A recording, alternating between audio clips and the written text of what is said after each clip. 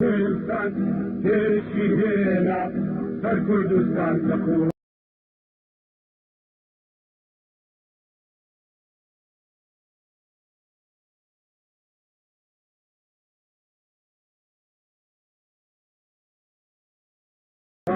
دەوری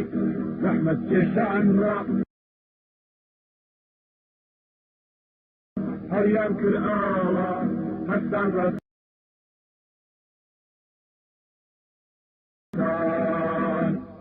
هێشمەرگە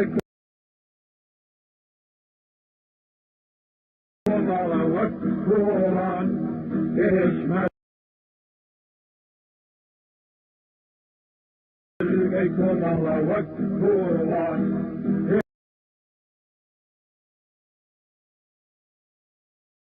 هێشمەرگەی کۆمەڵە وەک کۆڵان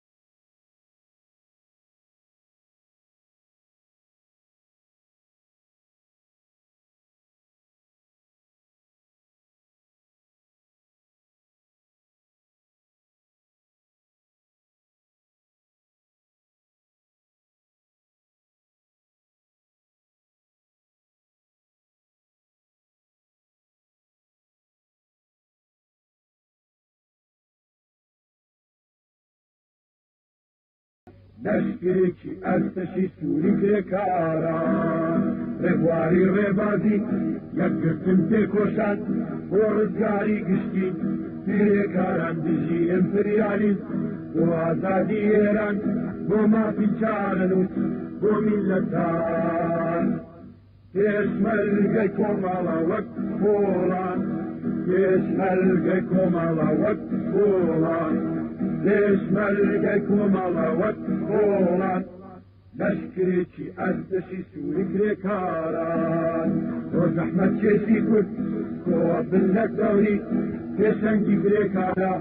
می کوردستان هەرچینی کرێکارە کوردستانێکی نوێ دەتوانێت پێک بێنێ بۆ گشتی هان پێشمەرگەی کۆمەڵە وەک کۆڵان پێشمەرگەی کۆمەڵە وەک کۆڵان پێشمەرگەی کۆمەڵە وەک کۆڵان لەشکرێکی ئەرتەشی سووری کرێکاران وەک ئاگر بەردەبن لە گیانی دوژمنان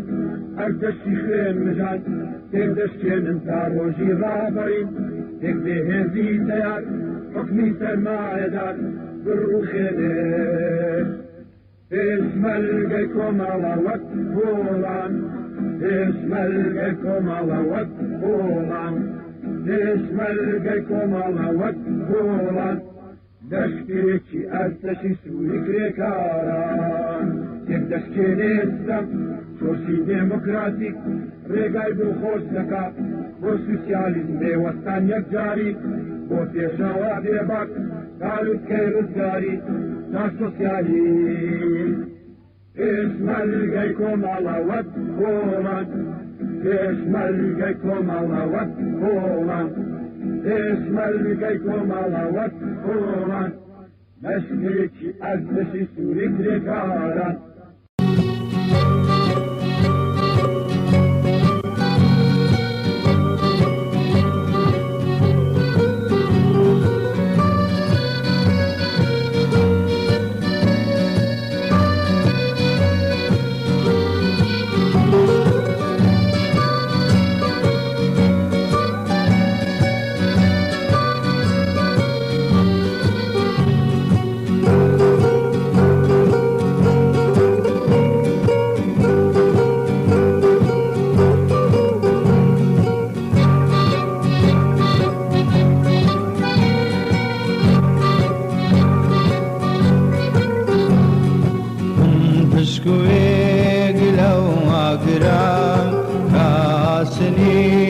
شاتاوێنێ من دڵ و پێک لەو بارانم کا دەریایەک بادی دێنێ من شەماڵێمە و شەماڵی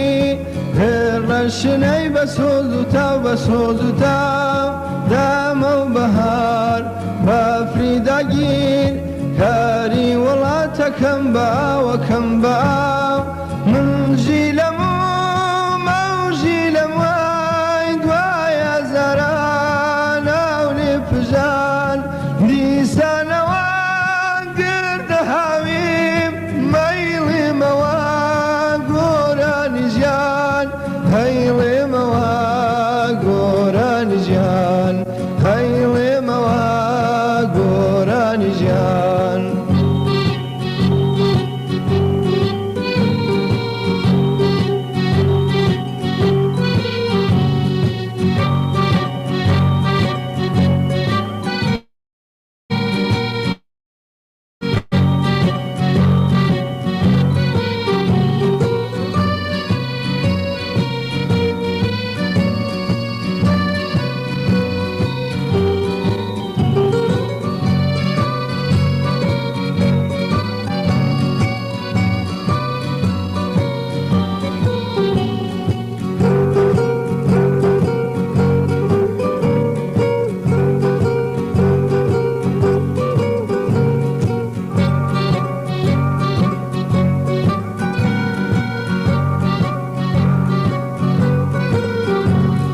کاتێ سەوای باوک کوژراو فرمێسکە ڕژێنێ بە تەسا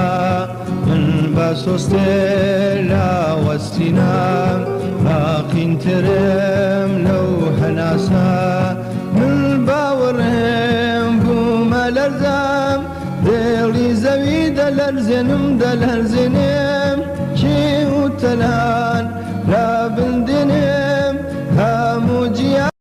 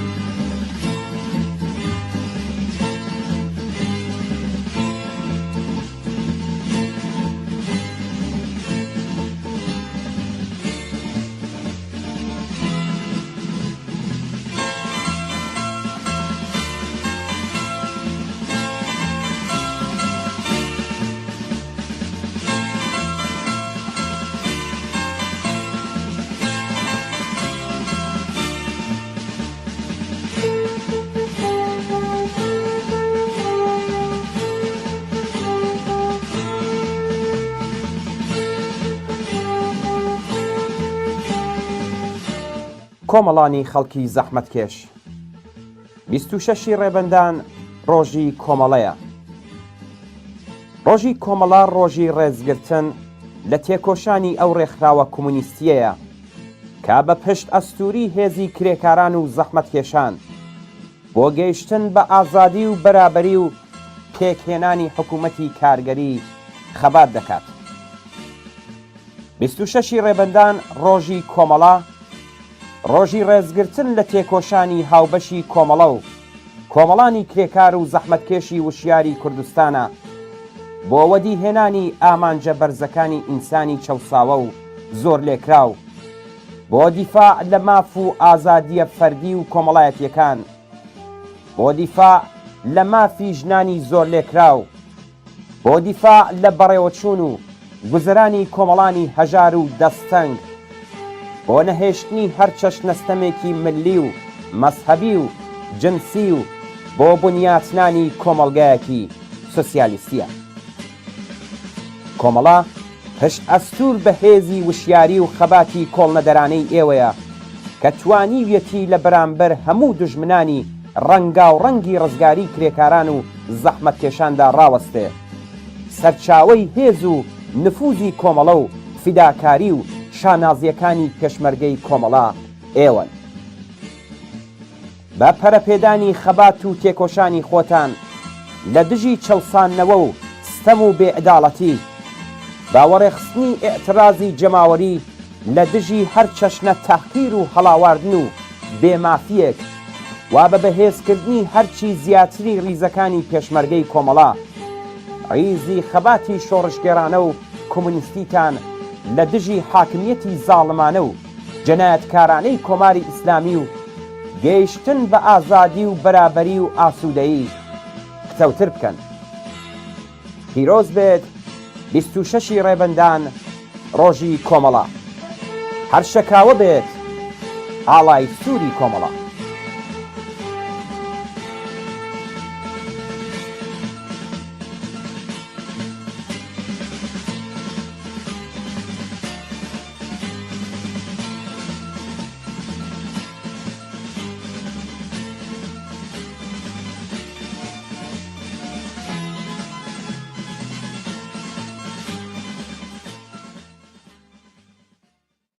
کرێکاران زەحمەتکێشان خەڵکی ئازادی خوازی کوردستان 26 ڕێبەندان ڕۆژی کۆمەڵە بەڕێوەیە.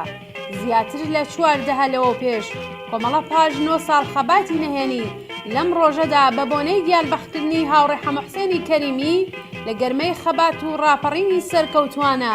لە دژی حکوومەتی پاشایەتی خۆی ئاشکرا کرد. تێکۆشەرانی کۆمەڵە کە تا ئەوکە لە مەیدانی خەباتی نەهێنی لە کوردستان و لە ئێران لێبراوانە چالاکیان دەکرد، لە 26 ڕێبەنداندا عەزم و ئیرادەی کۆمونیستی و شۆڕژگێڕانیان بۆ خەبات لە هەلومەرجی تازەدا ڕاگەیان. لە ماوەیەکی کورددا هەڵسوڕاوانی کۆمەڵە بەکار و خەباتی دڵسۆزانە شان بەشانی کرێکاران و زەحمەتکێشان، ژنان و لاوان و جوتیاران و ڕووناکبیرانی کوردستان بوون بە ڕابەر و سازماندەر و جێگای بڕوا و خۆشەویستی ئەوان. کۆمەڵە هەر لە ڕۆژی دامەزراندنیەوە بڕوای بەوە بوو کە کرێکاران و چەوساوەکان تەنیا بە دەستی خۆیان ڕزگار دەبن. هەر بۆیە تەواوی هێز و توانایی خۆی بۆ ڕزگاری ئەم چینەوە گەڕخست. ئەگەر چاوێک لە مێژووی ئەم دەورەی کوردستان بکەین، هیچ ڕووداوێک نابینین کە مۆر و تەئسیر و ئاسەواری کۆمەڵی پێوە دیار نەبێت. خەباتی لێبڕێوانە بۆ ڕزگاری کرێکاران، خەبات لە دژی پیاو سالاری و فەرهەنگی کۆن و دواکەوتوانە لە دژی ژنان، خەبات بۆ بەرابەری ژن و پیاو، تێکۆشان و لایەنگری لە داخوازی جوتیارانی فەقیر و بێزەوی، خەبات بۆ وەدیهاتنی خەست و داواکاری لاوان، دیفاع لە مافی منداڵان، خەباتی بێوچال لە دژی ستەم و شەوسانەوەی نەتەوایەتی، بەشداری چالاکانە و ڕابەری بزوتنەوەی شۆڕژگێڕانەی کوردستان، خەباتی پڕ لە فیداکاری و ماندوونە ناسانە لە دژی هێزی داگیرکەری کۆماری ئیسلامی لە کوردستان، لێبراو و جەسوور لە بەرانبەر ئەم دەوڵەتە سەرکوتگەرە هەوڵدان بۆ پێکێنانی هاودڵی و هاوخەباتی لە نێوان کرێکارانی کوردستان و ئێران و پێکهاتنی حزبی سەرتاسەری بۆ ڕابەری خەباتی هاوبەشی چینی کرێکار. ئەمانە کارنامەی پڕ لە فیداکاری و سەربەرزی کۆمەڵە و ئەو لاپەڕە زێڕینەن لە مێژووی کۆمەڵە. دژی ئازادی بەرابەری حکوومەتی کرێکاری هەر شەکاوە بێت ئاڵای سووری کۆمەڵە ڕێکخراوی کوردستانی حیزبی کۆمۆنیستی ئێران.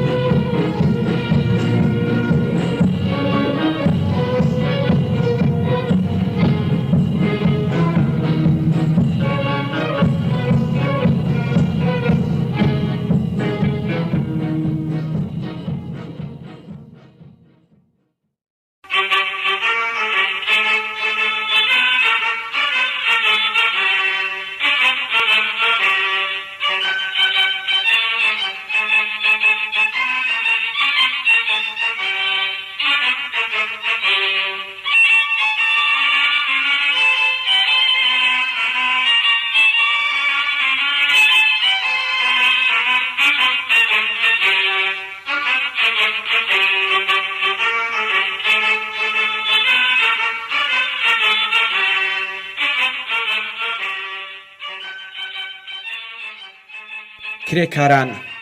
زەحمەتکێشان، کۆمەڵانی ئازادی خوازی کوردستان. 26 ڕێبەندان ڕۆژی کۆمەڵەیە.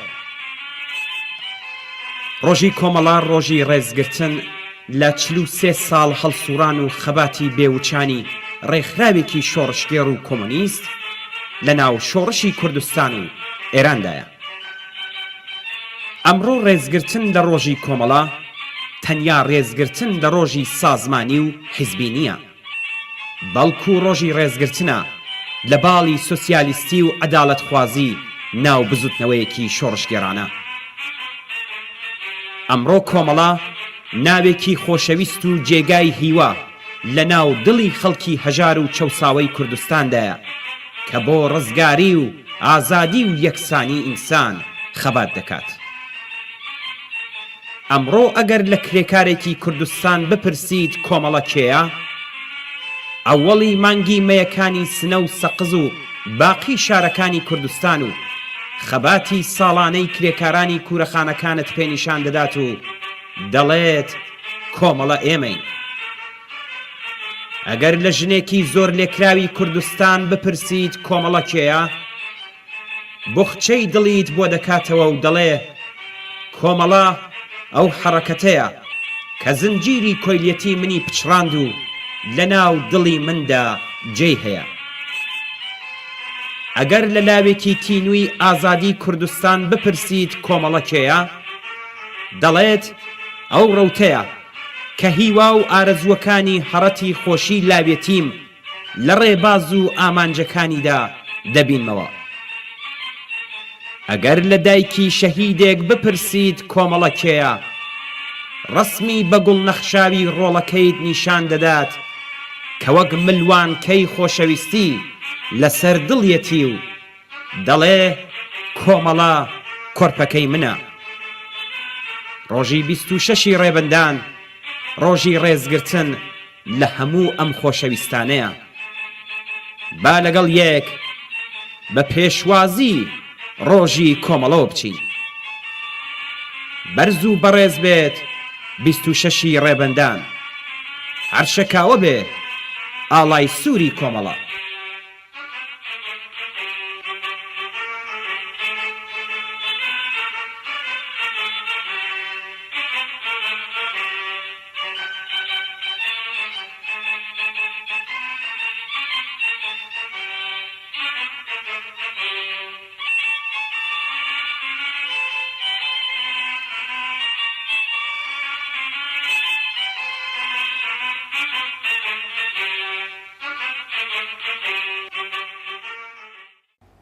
کرێکاران زەحمەتکێشان خەڵکی تێکۆشەر و مافوازی کوردستان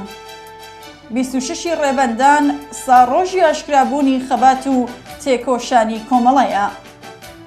ڕۆژی هاتنە گۆڕەپانی خەباتی بە ئاشکرای ڕێکخراوێکەکە لە ماوەیەکی کورتی زەمەنیدا توانی ببێتە ڕێبەر و ڕێکخەری بەرەی چەپی بزوتنەوەی شۆڕژگەرانەی کوردستان و پشت و پەنا و جێگای هیوا و هومێدی بەشی چەوساوە و زۆر لێکراوی کۆمەڵ و سەنگەری پسەوی بەرەنگاری و داکۆکیکردن لە بەرنامە و تەرح و داخوازی سۆسیالیستی و کۆمۆنیستیەکان لە ئاستی سەرتاسەری ئێراندا.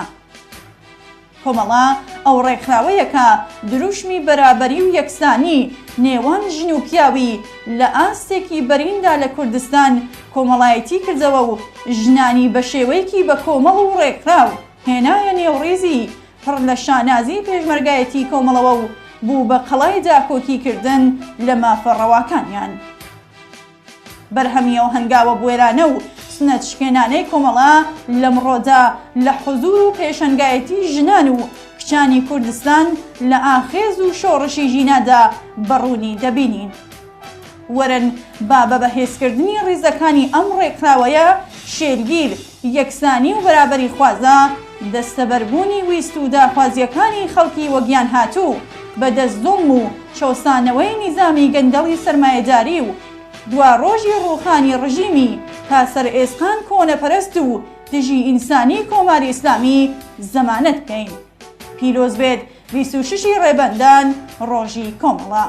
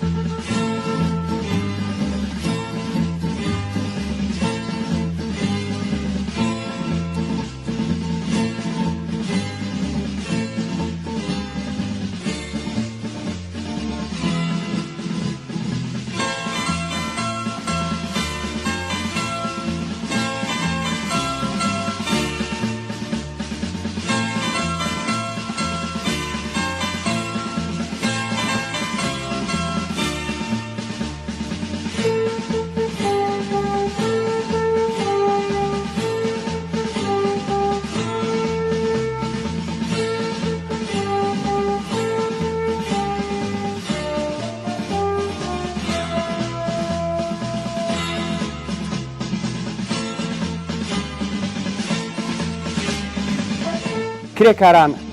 زەحمەتکێشان کۆمەڵانی ئازادی خوازی کوردستان 26 ڕێبەندان ڕۆژی کۆمەڵەیە. 43 ساڵ لەوە پێش کۆمەڵە پاش 9 ساڵ خەباتی نەهێنی لە دژی حکوومەتی پاشایەتی خۆی ئاشکرا کرد. تێکۆشەرانی کۆمەڵە کە تا ئەو کات لە مەیدانی خەباتی نەهێنی لە کوردستان و لە ئێران لێبڕاوانە چالاکیان دەکرد. لە ماوەیەکی کووردا هەڵسوڕاوانی کۆمەڵە بە کار و خەباتی دڵسۆزانە شان بە شانی کرێکاران و زەحمەتکێشان، ژنان و لاوان و جوتیاران و ڕووناکبیرانی کوردستان بوون بە سازماندەر و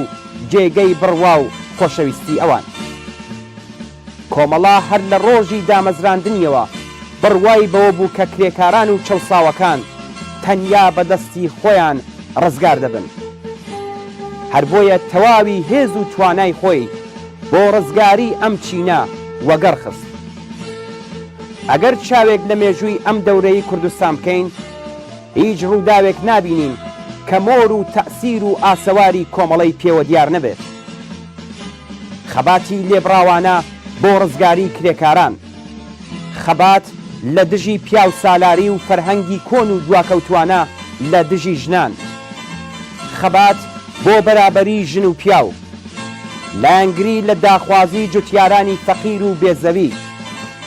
خەبات بۆ وەدی هێنانی خواست و داواکاری لاوان، دیفاع لە منداڵان، خەباتی بێوچان لە دژی ستەم و چەوسانەوەی نەتەوایەتی، بەشداری چالاکانە و ڕابەری بزوتنەوەی شۆڕشگێڕانەی کوردستان، خەباتی پڕ لە فیداکاری و ماندووی نەناسانە لە دژی هێز داگیرکەری کۆماری ئیسلامی لە کوردستان، لێبڕا و جەسوور لە بەرامبەر ئەم دەوڵەتە سەرکوتگەرە، هەوڵدان بۆ پێکهێنانی هاودڵی و هاوخەباتی لە نێوان کرێکارانی کوردستان و ئێران و پێکهێنانی حیزبی سەرتاسەری بۆ ڕابەری خەباتی هاوبەشی چینی کرێکار، ئەمانە کارنامەی پڕ لە فیداکاری و سەربەرزی کۆمەڵە و ئەو لاپەڕە زێڕینەن لە مێژووی کۆمەڵە. پیرۆز بێت 26 ڕێبەندان ڕۆژی کۆمەڵە.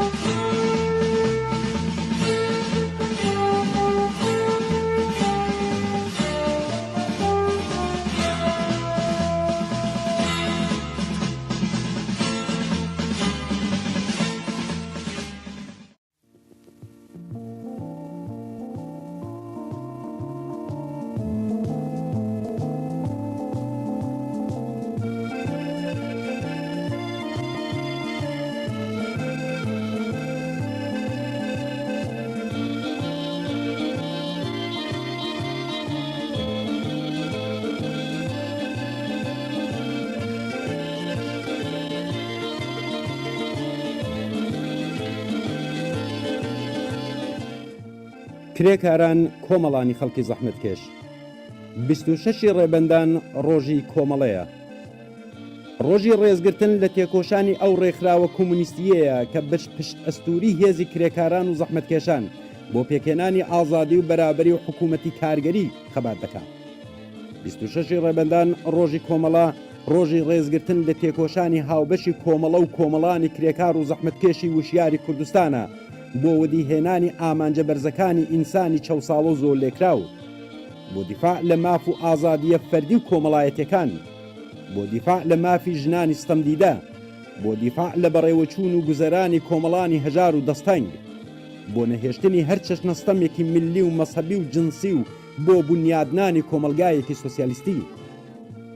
کۆمەڵە پشت ئەستور بەهێزی وشیار و خەباتی کۆڵنەدەرانەی ئێوەیەکە توانیوێتی لە بەرامبەر هەموو دژمنانی ڕەنگاوڕەنگی ڕزگاری کرێکاران و زەحمەتکێشاندا ڕاوەستێت. سەرچاوەی هێز و نفوزی کۆمەڵە و فیداکاری و شانازیەکانی پێشمەرگەی کۆمەڵە ئێوەن. بە پەرەپێدانی خەبات و تێکۆشانی خۆتان لە دژی چەوسانەوە و ستەم و بێعەداڵەتی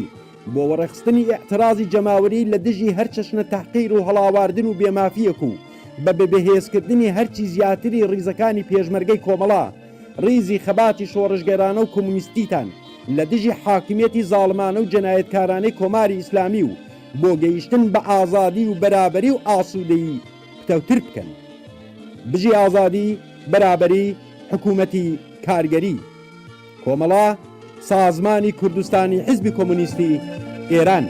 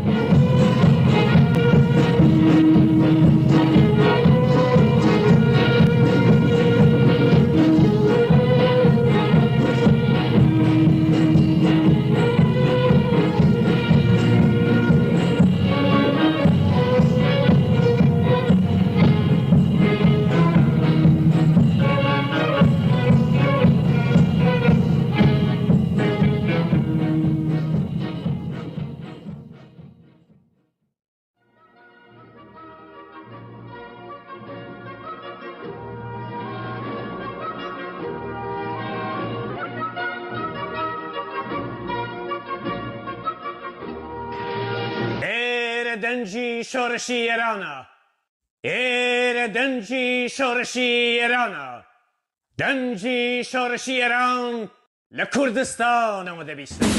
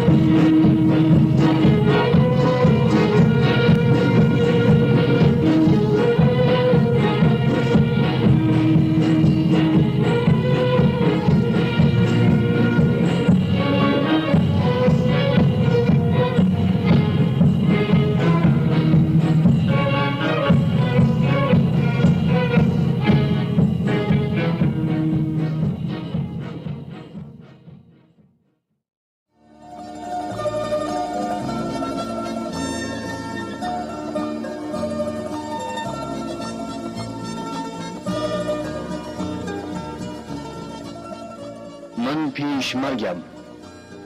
من شعله‌وار در خرمن شب زبانه میکشم، من گرم و آتشین به انجماد فصل سرد میوزم. من مهربان گلهای خونم را بر گیسوان کودکان گرسنه می نشانم. من تلخ تلخ تلخ چونان خیزابه نفرت از دهانه زخم ناسور سر میزنم، فواره میزنم. من پیشمرگم. تو مرا میشناسی، تو مرا میشناسی. من اساری خشم رنجبران جهانم. من از سلاله ستاره های سرخ کهکشان خلقم. من پیشمرگم. قلبم برای تو میتپد ای دورترین انسان رنج دیده زمین. قلبم برای تو میتپد. کردستان، این سرزمین خون و حماسه اینک قلب خونین ایران است که آزادی را پرجوش و پرتوان فریاد میزند. من پیشمرگم و تفنگم از پیشانی آسمان خواهد گذاشت و دنیا را پر از ولوله خواهد کرد. قلبم برای تو میتپد ای دورترین انسان رنج دیده زمین. قلبم برای تو می تپد و شعر بزرگ آزادی را با خون خیش برای تو می سرایم. من پیش مرگم و رگبار تفنگم را با درس‌های سرخ لنین مشق می کنم.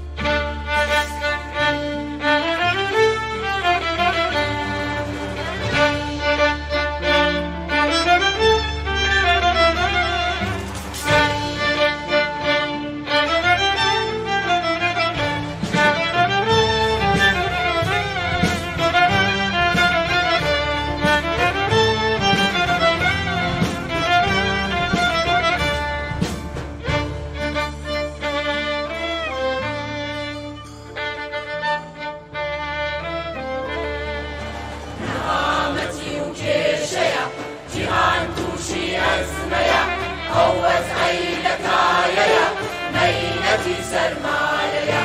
سۆسیالیسما ڕێنەجات کە دەست بازاڕ و ئاەت بەڕێز من چەوساوەکان لەبۆ ڕزگاری ئینسان بۆ تێکشنانی دوژمن بە خەبات و ڕێکخستن شان بە شانی کۆمەڵە کرێکاری لەگەڵە شان بە شانی کۆمەڵە کرێکاری لەگەڵە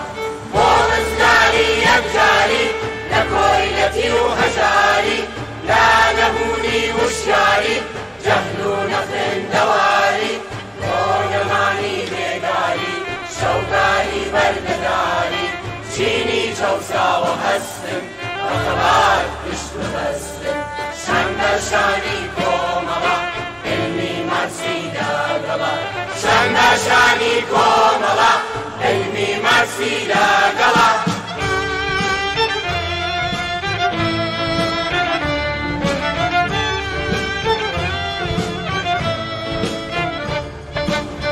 خۆشی و ئاوەدانی ئازادی و یەکسانی هجرانی بەندی گران لە پاو دەستی ژنان بخوێنین مارس و لەنین سۆسیالیزم بێبایەقین بڕووکشان پێکەوە هێرش بەرنا پێشەوە شان بە شانی کۆمەڵە ژن و لاوی لەگەڵە شان بە شانی کۆمەڵە ژن و لاوی لەگەڵە شۆڕشوانانی وڵات پێشەنگانی ڕێنەگات وەرن دوژمن لەم دەمە تووشی دەلێک ئەستەمە ڕاستە تاریکی چڕە بەڵام هیواش بڕگڕە هەڵکەین مۆمی ڕزگاری لاشەوی کوردەواری شان بە شانی کۆمەڵە خەڵکی کوردی لەگەڵە شان بە شانی کۆمەڵە خەڵکی کوردی لەگەڵە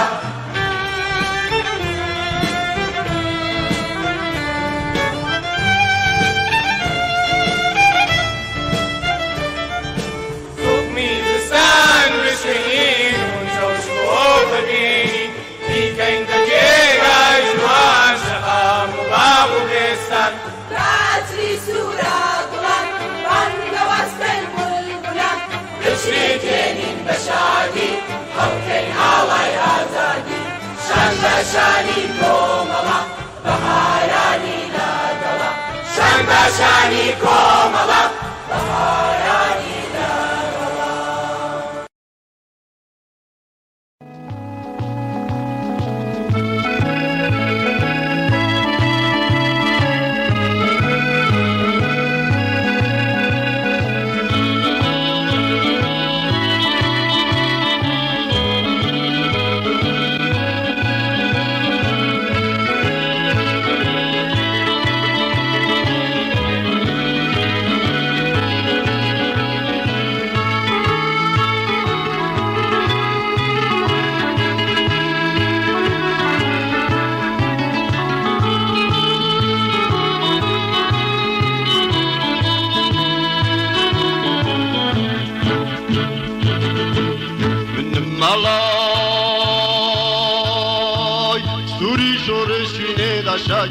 سوری شۆڕشینێ دەشاکێنێ باچەکێ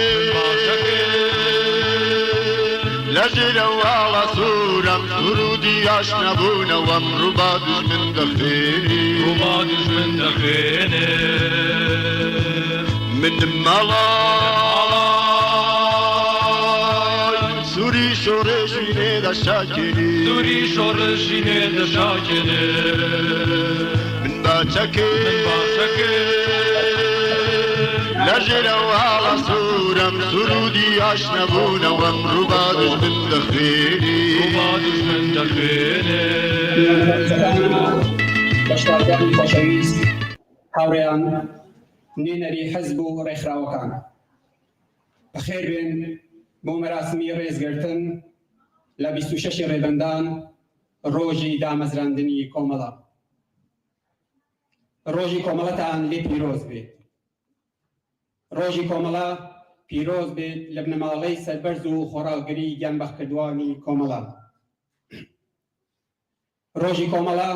پیرۆز بێت لە هەموو ئەندام و کادر و پێشمەرگە قارەمانەکانی کۆمەڵە لە زەرگێز و لە هەر شوێنێکی دنیا کە هەن.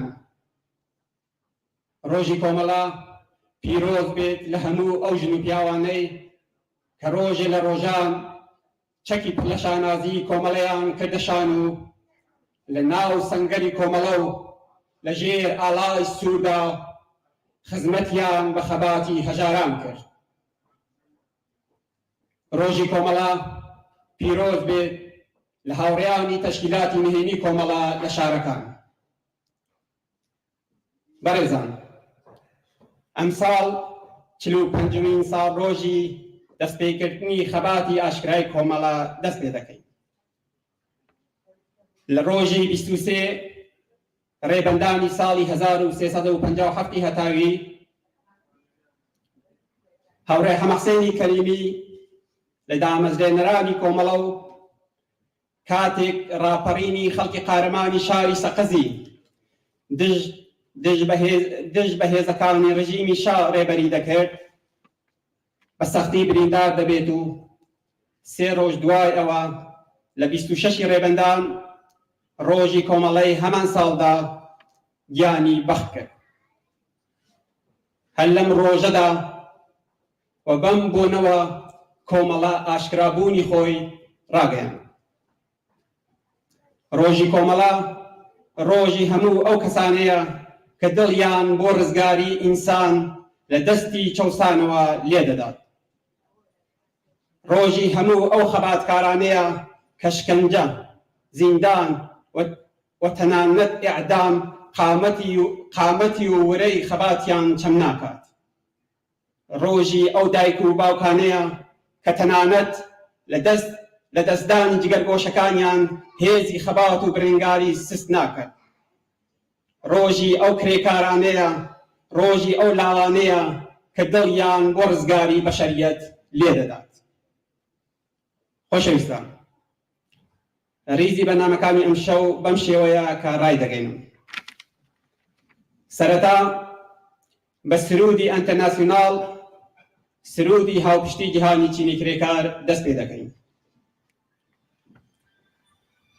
دواتر یەک دەقیقە بێدەنگی ڕادەگرین بۆ یادی هەموو ئەو ئینسانانەی لە ڕێگەی ئازادی و بەرابەریدا گیانیان بەخت کرد. بێدەنگیەکە بە سرودێک دەشکێنین. دواتر کاک حەمیدی شەریفی تێت و شعرێک پێشکەشەکات. بە دوای شارەکەی کاک حەمید سرودێکی شۆڕشگەرانە دەبیسم. سوێنەرانی ئەمشەومان بەڕێز هاوڕێ ئیبراهیمی عەلیزادە دەبیر ئەوەڵی کۆمەڵەیە کە بە بۆنەی ڕۆژی کۆمەڵەوە قسە و باسێک پێشکەشەکات. بە دوای قسەکانی کاک ئیبراهیم بەڕێز ئەحمەد بازگر، حسین شەبەق و چەند پەیام لەلایەن ڕێکخراوەکانەوە دەخوێنینەوە. کاک ئەحمەد بازگر و حسین شەبەق شعر پێشکەش دەکەن و دواتر پەیامەکان دەخوێنینەوە. بە دوای پەیامەکان ئیستراحەتێک دەکەین و بە دوای ئیستراحەتەکەیش ئەگەڕینەوە ناو لۆکاڵەکە و بەشی دوومی بەرنامەکان دەست پێ دەکات کە لە پێشتا ئالبێرت بە سوێدی و ئینگلیسی دوو دانە ئاواز پێشکەشەکات یا تەرانە پێشکەشەکات. بەشی دووەم بە هونەرمەند ئومیدی محەممەدی و کوردۆ دیجەی بەڕێوە دەچێت کە هیوادارین ئێوەی بەشدار بن و شەوێکی خۆش بەسەر بەرن. ئێستایش داوا دەکەم لە هاوڕێ ڕۆیا مەحموودی بێت و ڕیزی بەرنامەکان بە زمانی فارسی پێشکەش کات. تکایە.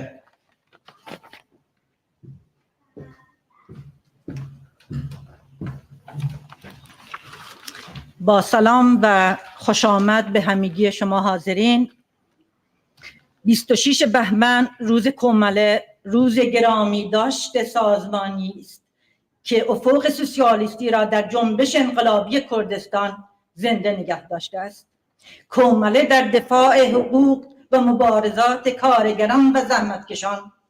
سازماندهی و هدایت مبارزه طبقاتی پیکار جهت رفع ستم ملی به جنسیتی مبارزه را به سرسختی مبارزه ادامه داد.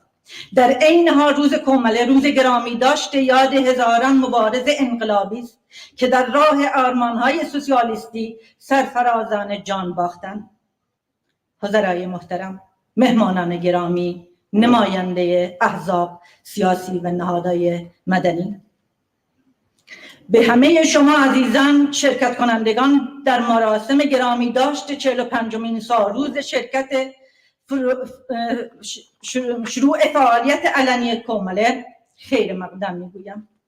مراسم امشب در 2 بخش بدین ترتیب برگزار می شود. مراسم را با سرود انترناسیونال، سرود همبستگی جهانی طبقه کارگر شروع می کنیم. سپس به یاد همه جانباختگان راه آزادی و سوسیالیسم 1 دقیقه سکوت اعلام می کنیم. سکوت را با 1 سرود انقلابی خواهیم شکست. بعد از شکستن سکوت، رفیق ابراهیم علیزاده دبیر اول کومله را برای سخنرانی فرا می‌خوانیم. بخش دوم برنامه امشب که یه بخش برنامه هنری است، با هنرمندان رفیق امید محمدی کاکباوان و همچنین یکی از رفقای به اسم آلبرت که سرود و آهنگای انقلابی داره برامون اجرا میکنه. امیدوارم امشب شب خوبی رو در کنار هم داشته باشیم. بازم از ته دل از همگی شما عزیزان خوش آمد میگویم.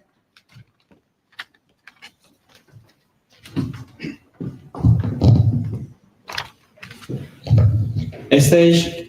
مراسمەکەمان بە سرودی ئەنتەرناسیۆنال، سرودی هاوپشتی جیهانی چینی کرێکار دەست پێ دەکەین.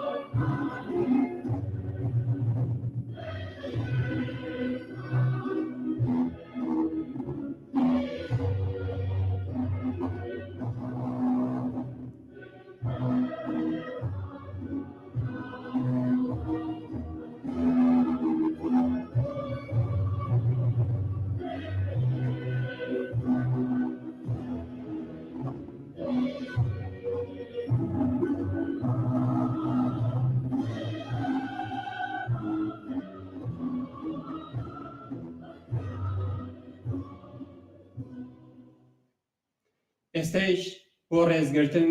لە یادی هەموو گیانبەختکردوانی ڕێبازی ئازادی و سۆسیالیزم 1 دقیقە بە پێوە ڕادەوەستن.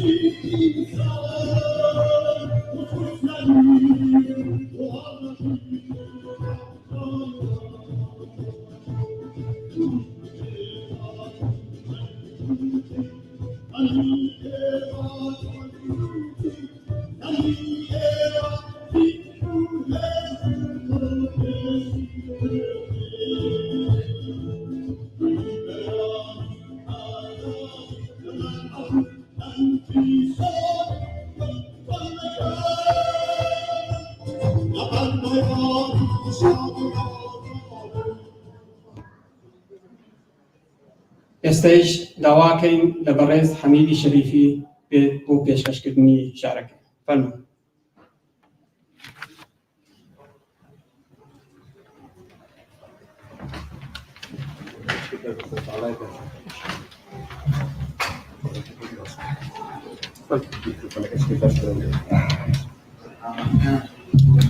ڕێز و سڵاو لە هەمووان، ڕۆژی کۆمەڵا لە هەموومان پیرۆز بێت. سەرمانتاندا بە سێدارە، بەڵام سەری ئێمە سەرکەوت. بە سێدارە نەوی نابێت، سەرێ بە دوای ئازادی کەوت. سەرێ بە با فێر کرابێ، بە ئازادی گۆچ کرابێ، بۆ سێدارە حەیرانەی ژێت، بۆ سێدارە شعرە خوێنێت. هەرچی سێدارە هەڵواسی، سەرت زۆرتر سوورڕەمێنێ. لە سەرێ وا ئاوا سەختە، لەسەر مافی سوور بمێنێ. هەڵمان واسە بە ئاسمانە، بەنێو تیرەی کاکەشانە. سوێن بە فرمێسکی دایکەکان،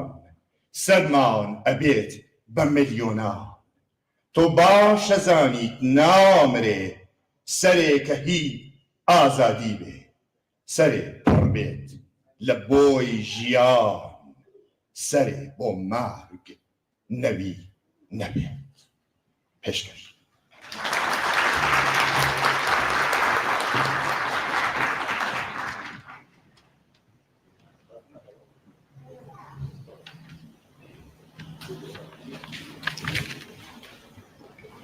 ئێستەش داوا دەکەین لە بەڕێز کاکی ئیبراهیمی عەلیزادە بێت بۆ پێشکەشکردنی وەتارەکە. فەرمووی.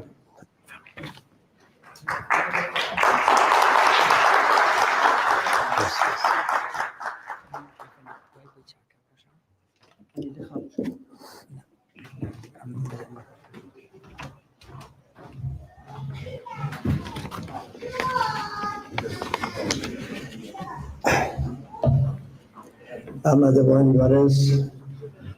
منیش بەنەوەی خۆم پڕ بەدڵ بەخێراتنتان دەکەم بۆ بەشداریکردنتان لە ڕۆژی دامەزراندنی کۆمەڵە و ڕۆژی ئاشکرابوونی تێکۆشانی کۆمەڵە. هەر لەم بۆنەیەوە منیش بەنەوەی خۆم زۆر پێش هەموو شتێک زۆر سپاسی کۆمەڵانی خەڵکی کوردستان دەکەم کە لە ماوەی ئەو نیوسەدەیەدا بە پشتیوانی خۆیان، بە یارمەتیدانی خۆیان، بە گیانبازی خۆیان، بە گیان و بە ماڵ و بە هەموو شێوەیەک کۆمەڵایان تا بە ئەم ڕۆژە گەیاندووە. هەر لەو فرسەتەدا سڵاو دەنێرین بۆ هەزاران بنەماڵەی گیانبەختکردوانی کۆمەڵە و حیزبی کۆمۆنیستی ئێران کە بە تایبەت لە ماوەی 45 ساڵی ڕابردوودا بە مقاومەت و بە خۆڕاگری خۆیان دەرسی خۆڕاگری و مقاومەتیشیان فێری ئێمە کرد. سڵاو دەنێرم بۆ هەموو تێکۆشەرانی ڕیزەکانی کۆمەڵە لە هەر جۆهن و شانازی دەکەن بە ڕابردووی خۆیان و سامیان هەیە لە پێگەیاندنی تا ئەمڕۆی کۆمەڵە. سڵاو دەنێرم بۆ ئەم زیندانیانی سیاسی کە لە زیندانەکانی کۆماری ئیسلامیدا لە ژێرتێکی جەلاددا پارێزگاری دەکەن لە ئارمان و لە ئاواتەکانیان و بە تایبەت لەم کۆمەڵە ژنانە تێکۆشەرە کۆمەڵە دەرەی کە ئەم ڕۆژانە لە ناڕزاتی دەربڕین بەرامبەر بە ئیعدامی ڕۆڵەکانمان مانیان گرتووە لە خواردن ژنانێکی بوێر و پێشڕە و کە مێژوو دەنووسنەوە. سڵات دەنێرم بۆ یادی کاکە حوسێنی کەریمی کە ئەم ڕۆژە لەسەر شەرەفی ئەو بە ناوی ڕۆژی کۆمەڵە ناودێرکراوە. بەڕێزان، گومان لەوە دانیە کە هەمومان دەزانین کە کۆماری ئیسلامی ئێران و هەروەها کۆمەلگای ئێران بەگشتی قۆناغێکی گەرێک هەستیار تێپەڕ دەکات بۆ بە تایبەت ئەو ڕژیمە تووشی قەیرانگەلێکی چارە هەوڵنەگر هەیە. ممکنە کەسێک بڵێ کە جاو ڕژیماکەی تووشی قەیران نەبووە لە ماوەی 4-5 ساڵی ڕابردوودا لە جەرگەی قەیراندا ژیاوە بە قەیراندا هاتۆ تا ئەمڕۆ. بەڵام بەڕاستی ئەمڕۆ و ئەم ڕۆژانە و ئەم مانگانە تایبەتمەندی هەیە و دەتوانین تەفاوەتەکانی دەنیشان بکەین بۆچی ئەو پێویستە بۆ ئەوەی کە بتوانین سیاسەتی دروست، هەڵوێستی دروست و استراتێژی دروست بگرینە بەر و ئەو جیاوازیانە زۆر زۆر ئاشکران و لە واقعدا جیاوازەکانی ئەو مەرحەلەیە، یعنی لەگەڵ ئەوەشدا کە کۆماری ئیسلامی هەمیشە لە قەیراندا بووە، ئەم جارە بۆ ئەم جارەش قەیرانەکانی تۆنتر و گەورەتر بوونەوە، بەڵام چەند تایبەتمەندی گرنگ هەیە کە ئێستا لە ساڵانی پێشووتر تا ڕادەیەک جیا دەکاتەوە. یەکەم شت ئەوەیە کە سەرکوتو زەبر و زەنگ و بگیر و ببەند و ئیعدام نەیتوانیوە چۆک بە خەڵک دابدات و نەیتوانیوە خەڵک بێتەوە ماڵی خۆیان دانیشێنێ. لە ڕابردوو دایمە دەزانین کە زەبر و زەنگکاری خۆی کردووە، 40 ساڵە ئەو ڕژیمە لەسەر ئەساسی فشار و زەخت و کوشتار و ئیعدام و شکنجە بە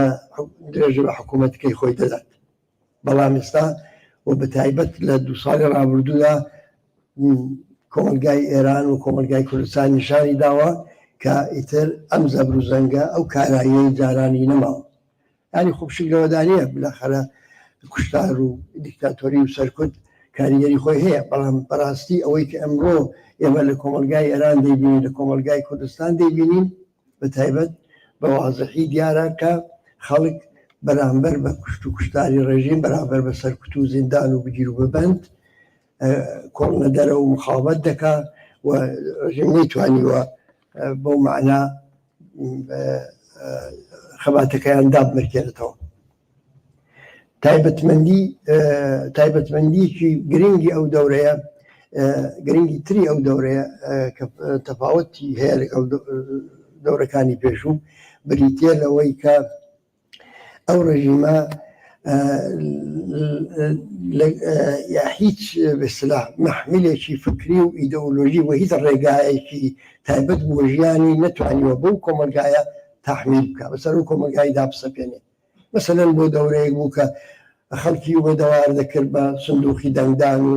بە ئیسلاحات و بەمە ئەمانە هەمووی بوونە بەرکی سەر ئاو. هەوڵی دابوو ئەوەی کە بۆ دەورەیەکی نسبەتەن توولانی تەوهماتی جەماوەری خەڵک بە مەذهب و ئاین و اعتقاداتی مەذهبی بەوانە بەشن خۆی دابکێشێ، لەوەشدا ئێستا باشکرا دەبینین کە تەواوەن شکستی خواردووە. ئێستا 90% لاوانی ئەم وڵاتە سەر بە هیچ فەرزێکی خوادان نادەن. وەزگەوتەکان چۆڵە لە جوانە، بێجگە لەوانە نەیتوانی ڕەوشی ژیانی خۆی فەرهەنگی ژیانی خۆی بەسەر ئەو کۆمەلگایە تەحمیلکە. ئەو سەحنانەی کە ئەمڕۆ لە مەدرسەکان لە دانشگاکان لە کوچە و کۆڵانەکان لەسەر شەقامەکان دەیبینین لە شارە گەورەکان لە هەموو جێگایەک، ئەوە نیشان دەدا کە ئەوان لە داسەپاندنی ئەیدۆلۆژی و ڕەوشی ژیانی خۆیاندا بە تەواوی شکستیان خواردووە و ئەوە دەورەیەکی تازەیە. بەتایبەت لە ساڵی 1996 بۆ لایەوە ئیتر سندوقی ڕێی و سندوقی دەنگدان و ئەمانەش هیچ باوی نەما و جەماوەری خەڵک لە ذهنیەتی خۆیاندا تەکلیفی خۆیان لەگەڵ ئەو ڕژیمە یەکلایی کردەوە. وەوەش تایبەتمەندێکی دیکەی ئەم دەورەیە. تایبەتمەندێکی دیکەی ئەو دەورەیە عیبارەتە لەوەی کە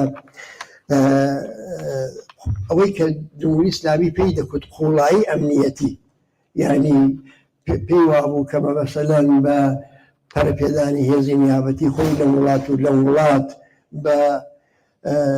دەستێوەردان لە کاروباری وڵاتانی دیکە بە خەریککردن بە کێشە و ناکۆچەکانی واقعی ناو مەسەلەن مەسائلی وەکو فەلەستین، وەکو ئەوەی کە لە عێراق بوو، لە یەمەنە، لە شوێنەکانی لە سووریایە، بەوانە بێسلا شەڕێکە لە خۆی دوور خاتەوە، کێشەکان لە خۆی دوور خاتەوە و اقتداری خۆی لە دەرەوەی سنوورەکانی خۆی هەم بە کۆمەڵانی خەڵکی ئێران نیشان بدا و هەمیش بە دەوڵەتانی گەورە و بە هەمووانە نیشان بدا و بۆ موجودیەتی خۆی بە کۆمەلگای نێودەوڵەتی و بە کۆمەلگای ئێرانیش بەسرە تەحمیل بکە. ئەوەش ئەو اقتدارش زەربەی زۆر ئەساسی خواردوە. چەند میساتان وەبیر بێنمەوە کە نیشان دەدا کە چۆن پەڕباڵی پێوە نەماوە لە بابەتەوە. هەڕەشە دەکا بۆ ئەوەی کە ئاوی هیرمەندمان ئەگەر نەدەنێر بێت لە تاوەبان وا دەکەین وا بچێت و دیتمان هەڕەشەکانی بوونە بورقی سەرا و قەترەیەک لاوی هیرمەندیان پێ نەدان و دەوڵەتێکی ڕەزیلی کەم دەسەڵاتی وەکو تاالبان توانی ئێرادەی خۆی بەسەر جمهوری ئیسلامیدا بسەپێنی. وتی لە شەڕی قەرەباغ لە شەڕی ئەرمەنستان و ئەوەدا ناهێڵم ئەرمەنستان و ئازەربایجاندا ناهێڵم ئەو ڕاهڕەوەی کە بەسلا سنووری ئێران و ئەرمەنستان بوو ئەو ڕاهڕەوە بفەوتێت و هەڕەشەی زۆر توندیشی کرد وەک لە زمانی بانترین دەسەڵاتیشانەوە هەڕەشەی کرد، بەڵام وەکو ئەو خواردنەوە ئەو ڕاهڕەوەشیان لێگرتن هیچ نەیتوانی کاردانەوەیشی هەبێت.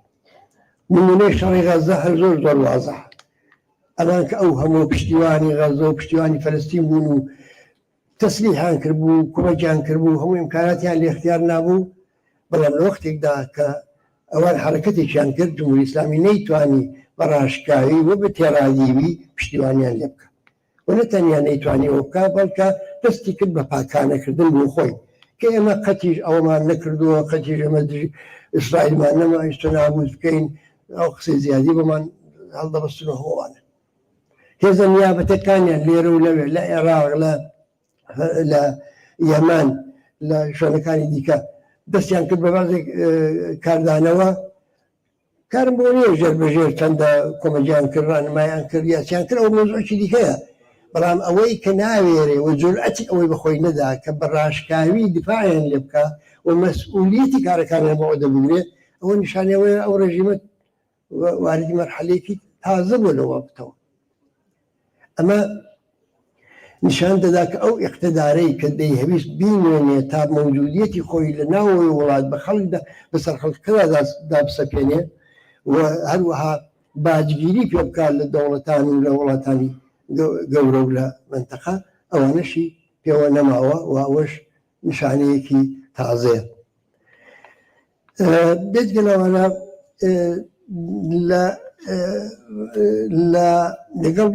لەگەڵ کێشەیەکی زۆر قوڵی ناوخۆیی بەڕێوە بووە. ئێوە تەماشا بکەن چی ڕئیس جمهور و سەرکۆماری تا ئێستای کۆماری ئیسلامی بووە هەمووی خائین دەرچووە لە سەرزاری ئەوانەی کە سەرکار هەمووی تەرک کراون، هەمووی ڕەدی سەلاحیەت دەکرێن بۆ سادەترین کاری حکوومەتی بۆ بەشداریکردن لە پارلەمان و لە مەجلیس و لەمانە حتا ڕەدی سەلاحیەت دەکرێن. یعنی کەس نەماوە بازنەی دەسەڵات وها بەرتەسک بۆتەوە کە ئیتر چی پێوە نەماوە لەوە بۆ لاتر ئەگە قسە لەسەر تۆزێک مەحدودکردنەوە و بەرتەسکردنەوە بێ فقط دەتوانێت مەسەڵەن کودتایەکی نظامی بێ کە بە کودتایەکی نظامی بەسەر چی جیلێک لەوانەی سەرەوە لەو دەموچاوانەی کە ناسراون منفورترن لە خەڵک ئەوانە مەسەڵ ڕابدەن جیلێشکە بێنە سەرکار کە ئەوەش کۆمەلگایەکی خێران لێدرا و کۆمەلگایەکی ئامادەی مبارزە و خەبات وەکو ئێران ئەوەش ناتوانێت ڕێگاچارە بێت. کەوایە ئەو مەحدودبوونەوەی بازنەی دەسەڵاتیش وای کردووە کە هیچیان پێوە نەماوە. ئەمانە هەمووی تازەن، یعنی تۆ مەسەلەن تەماشا دەکەی حتا ڕوحانی 8 ساڵ ڕئیس جمهوری وڵاتە بووە سەلاحیەتی ئەوەی پێ نادەن بێتە ناو مەسەڵی پارلەمانی مەجلیسی خۆبرەگانی یا پارلەمانیەرە ینی ئەوە نیشان دەدا کە یەکجار زۆر اعتماد بە نەفسیان هاتە خوارێ یەکجار زۆر ضعیف بوو و پەلەقاژە دەکەن بۆ بە نوعێک پاراستنی خۆیان ئەمانە هەمووی لەلایەکەوە و لەلایەکی دیکەوە ئەوەی کە زۆر مهمە ئەوەیە کە لەگەڵ جەماوەرێکی خەڵک بەڕۆبوون کە ئەو جەماوەری خەڵکە زۆر جیاوازە لە جەماوەرێک کە 4-5 ساڵەوە پێش بوو لە 96 بۆلاوە ڕەوتێ و داوەکان لە ئێران هەرواچەوە لە شۆڕشی ژینادا بە لوتکەی خۆی گەیشت شۆڕشی ژینا نیشانیدا کە کۆمەلگای ئێران ئامادەیە بۆ ئەوەی کە بە تەواوی هێز و توانای خۆیەوە بڕوا بەرەو سەرنگونی ئەو ڕژیمە زۆر کەس وا دەڵێ بەنها دروست بە بڕوای من کە شۆڕشی ژینا شکستی خواردووە شۆڕشی ژینا بەردەوامە شکستی نەخواردووە چونکە نەیدەتوانی ئەو شۆڕشە هەر لە هەمان شکل و شێوەی تا ئێستای تا ئەو ڕۆژەی خۆی تا مثلەن ساڵی لۆ پێشش هەڵمانیەوە پێشی خۆی ئیدامەی هەبێت احتیاجی بۆ بوو تاکتیکی خۆی بگۆڕێت و ئەوە تاکتیکی گۆڕیوە مەگەر شۆڕشی ژینا یەکێک لە داخوازەکانی ئەوە نەبوو کە حیجابی زۆرە ملی لە ڕێژیم تحمل قبول نەکات دەیبینی ئەمڕۆ بەکردەوە حیجاب توور هەڵدەدرێت ئەوەی کە دوێکە و پێرەکە و ئەو ڕۆژانی سەرەتای شۆڕشی دەستپێکی شۆڕشی ژینا دەچوون پەچەکانیان ئاور تێبەردەدا ئێستا فڕیاندا پەچێک لە ماوە ئاوری تێبەردەن ئەوەی ماوە بە سەراندا هەر ئەوەیە کە داوتەڕەبانەیە خۆ بەشێک لە کۆمەلگایە هەرچی بە هەر دەلیلێک تەرجیح دەدا پێی خۆشە حەق خۆشێتی پەچەی بەسەرەوە بێت بەڵام ئەوەی کە ناهەیە پەچەی بەسەرەوە بێت 90% زبر و زەنگ و قانونی تازە و ئەو هەموو فشارانەی کە دێنن کاریگەر نەبوو بەسەریان و بێتگەلەوانە ئەسڵەن خۆی ئەوەی کە فەرهەنگی ئەو کۆمەلگایە گۆڕاوە و خۆی ئەوەی کە احترامیژن لەو کۆمەلگایە چۆتە سەرێ مانای ئەوەیە شۆڕشی ژینا نەکرد لە عەرسەی خەیاڵان و ئەو مقاومەتە بەردەوامە بەڵکە لە هەمان کاتدا لە زێحنیەت و لە ناوەڕۆکی ئەفکار و عەقاید و بیربۆچوونی خەڵکیشدا بەردەوامە حرمەتی ژن لە خانەوادە چۆتە سەرێ ئەو فشارانەی کە تا دوێکە ممکن بوو بە ژنان بێ لە خانەوادە ئێستا زۆر زۆر بە شێوەیەکی شاراوە و وا بگرە هەر ئەو فشاریانیان بەسەرەوە نییە یا ڕووی مەجلیسی نییە دژایەتیکردن لەگەڵ حقوقی یەکسان بۆ ژنان جوانان لاوان کە تا دوێکە وەکو ئینسانایەکی بێ ئاسۆ کە هیچ ئومێدێکیان نەبوو دەستە دەستە ڕوویان دەکردە دەرەوەی وڵات یا بە هەرحاڵ لە ناوەی وڵات منفعیل و بێکاردا دەکەوتن ئێستا خۆیان لە موقعیەتی ڕەهبەری ئەو جامعەدا دەبینن اعتماد بە نەفسیان چۆتە سەرێ و ئەو نەسڵە بە تەنیا لە موجودیەتی خۆی و حضوری خۆی تەنیا لە تەظاهوراتی خیابانی نیشان نەدا اتفاقان ئەوەی کە پاشەکشەی کرد لەو مەرحەلەیەدا نیشانەی وشیاری بوو نیشانەی ئەو کە بەڵێ ئێمە کارێکمان دەست پێ کردووە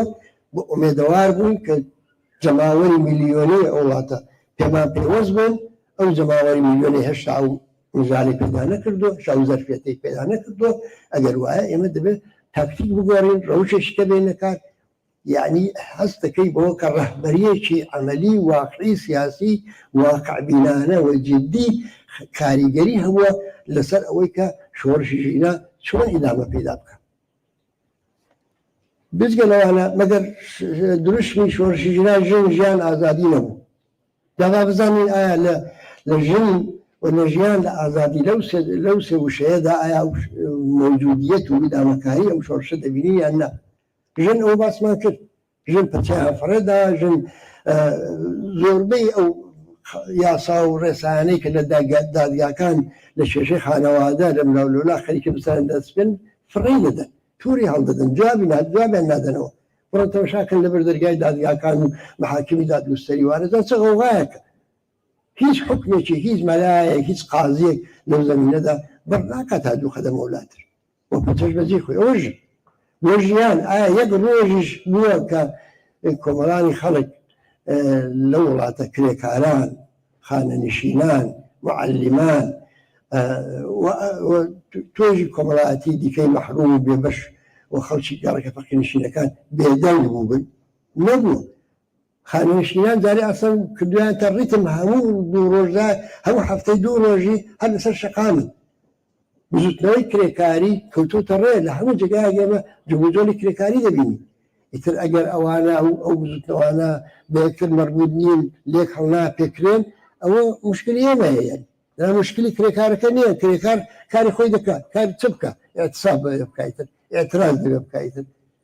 ئەوانە دەکاخۆ ئەگەر بێکەوە گرێ نادرێ ئەگەر هەمزەمان نییە ئەگەر ناکرێتە هێزێکی کۆمەڵایەتی سەراسەری لە ئانی واحددا کە دەستگای دەسەڵات بێنە ژێر پرسیار ئەوە کەم و کۆرێکەیەتی بەڵام مانەوە ئەو مەیدانە چۆن نەکراوە و بە تایبەت وەزی اقتصادی کار بەردەوام خەریکە خراپتر دەوە ڕێژەمیت ڕێگا چارەیەکی نییە ئەو بزوتنەوەی ڕوو لەگەشێ پس بزوتنەوە بۆ ژیانیش ئیدامەی هەیە بۆ ئازادی تا لە زیندانەکان کەن بزان ئایا ئەو زیندانەکانی جمهوری ئیسلامی لە دەورەی شۆڕشینەوە تا ئێستا لەحزەیەک بەبێ هەواڵی گرنگ بووە دەیانگرن شکنجیان دەکەن ئازاریان دەدەن بەڵام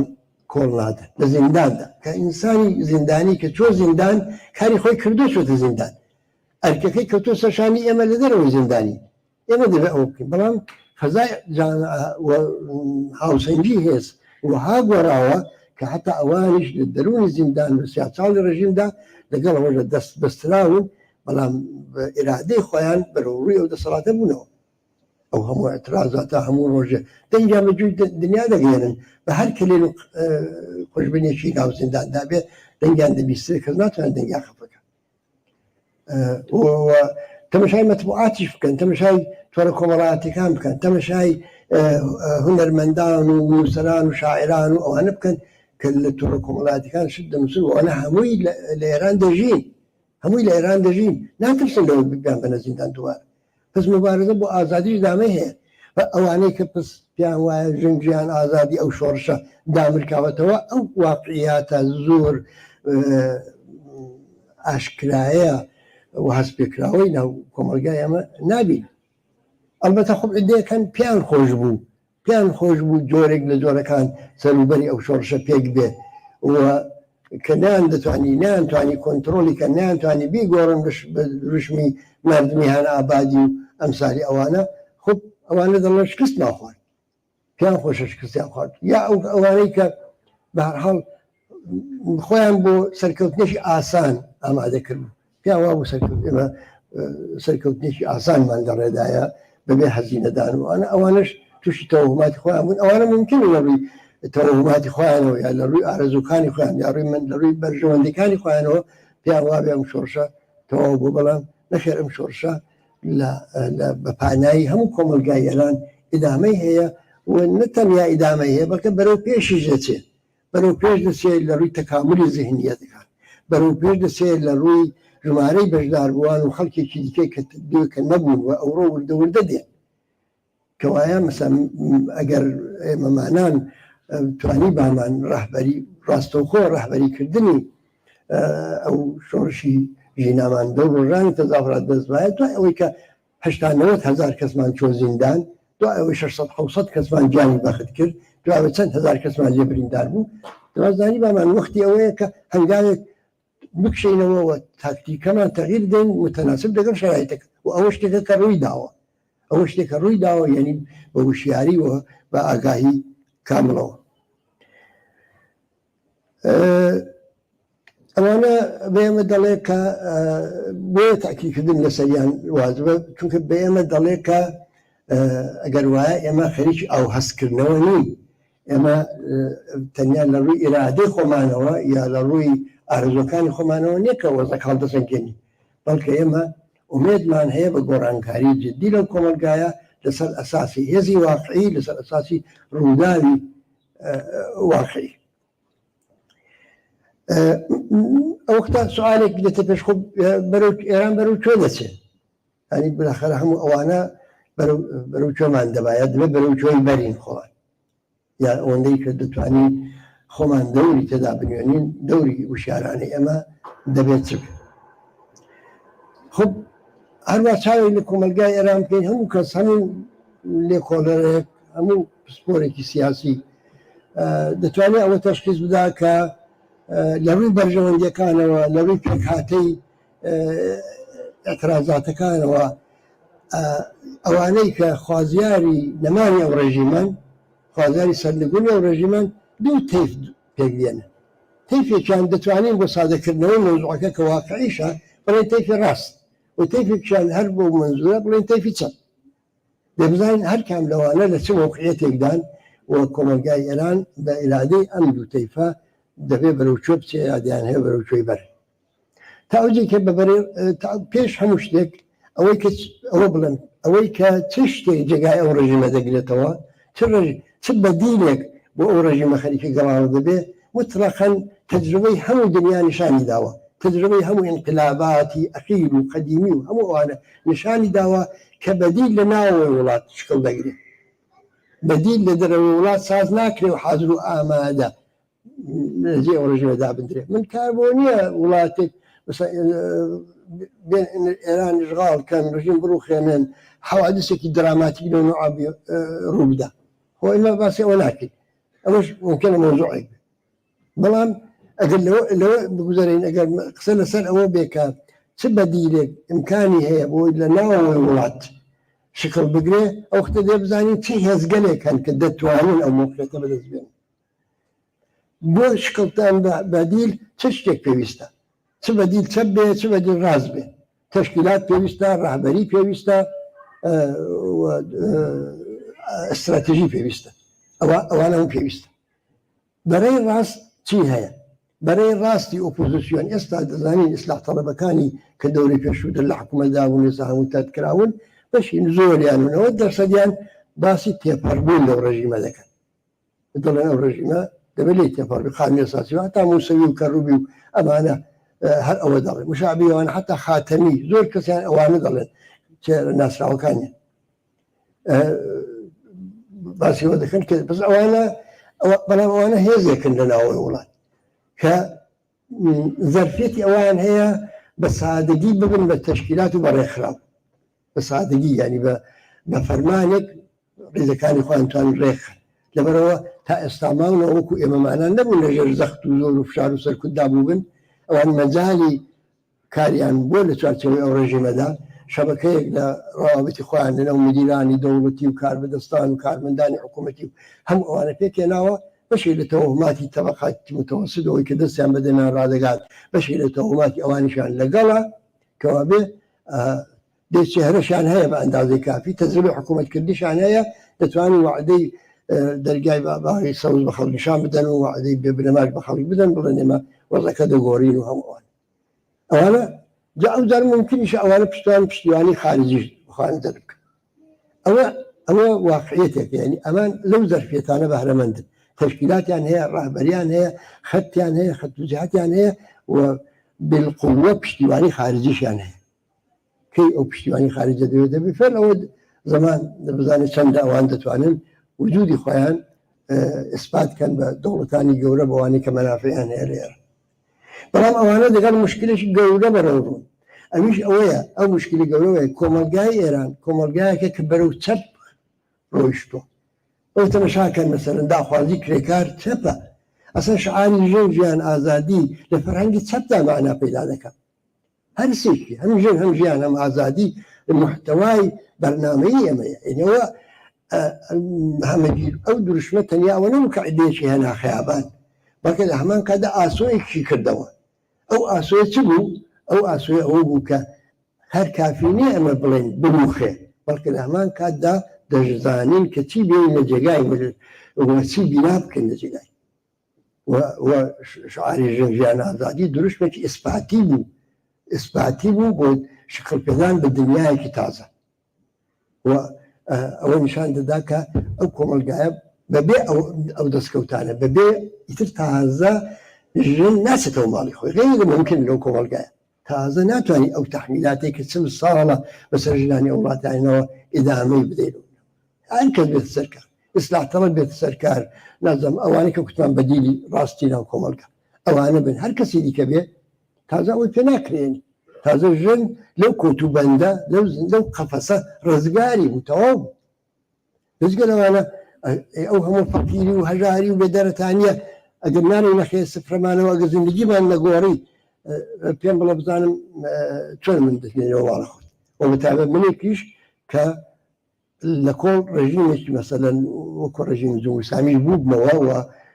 ئەو بەختەکە سەری ئەو کۆمەلگا لاچوو بێ وەختە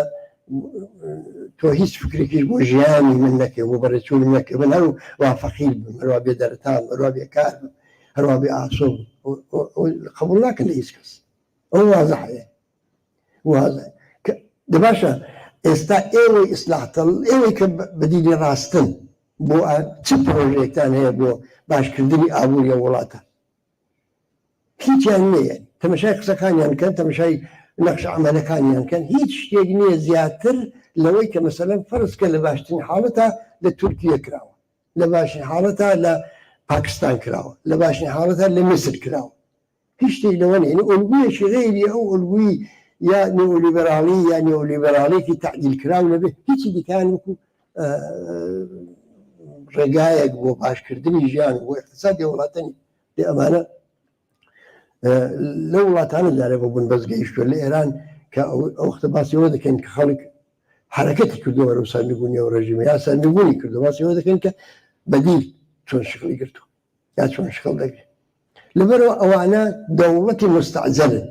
ئەنی بێشنە سەرکار دەڕۆن و ئێمە ئەو خۆناغا ممکنە ناچار بین تێپەڕکەین ممکنە ناچار بین ئێمە حکوومەتی ئەوانەش ببینین بەڵام ئیتر ئەو حکوومەتی ئەوانە ئەو حکوومەتە نییە کە 44 ساڵ وەکو بەختە کەوتە سەرژیانمان بۆچی چونکە تەمەشای دروشمی ئێستا بکەن داخوازیەکان متالباتی ئێستا بکەن پێکهاتەی خەباتکارانی ئێستا بکەن مقایسە بکەن لەگەڵ ساڵی 57 کە مەرگ بەرشایان دەکوت و دوایش بوو بە حیزب فقط حیزب الله و ڕەهبەر فقط ڕۆح الله ئەو مقایسەکەن ئەوختە معلوم دەبێت ئەو دوو مەقتەع وەکو یەکوانین و تاریخی ساڵی 1434 و ئەو دوسێ ساڵی ئایەندا تکراری سادەی تاریخی 57 نابێت ناتوانێت بێت لەبەرەو کۆمەلگاکە وا هاتووە وای پێناوەتە جەرگەی خەباتەکەەوە کەوایە دەمەوێت بڵم کە ئەوەی کە ئێمەی چەپ یعنی هێزی چەپی و ناو کۆمەلگا من باسی تەیفێک دەکەم باسیەوە ناکەم ئەم سازمان و سازمان ناکەم باسی ئەو چەپە کۆمەڵایەتێ دەکەم کە لە داخوازیەکان و لە متالباتی ئەمڕۆی ئەو کۆمەلگادا خۆی نیشان دەدا باسی ئەو چەپە کۆمەڵایەتێ دەکەم کە ئەو دروشمەی بەرزکردەوە و کردی بە دروشمێکی جەماوەری باشە ئەوانە فرسەتی تاریخیان هەیە بەڵام بۆ ئەوی کە ئەو فرسەتی تاریخیە بتوانن کەڵکی لێوە بگرن چیان پێویستە ئەو کەمبودانیان پێویستە کە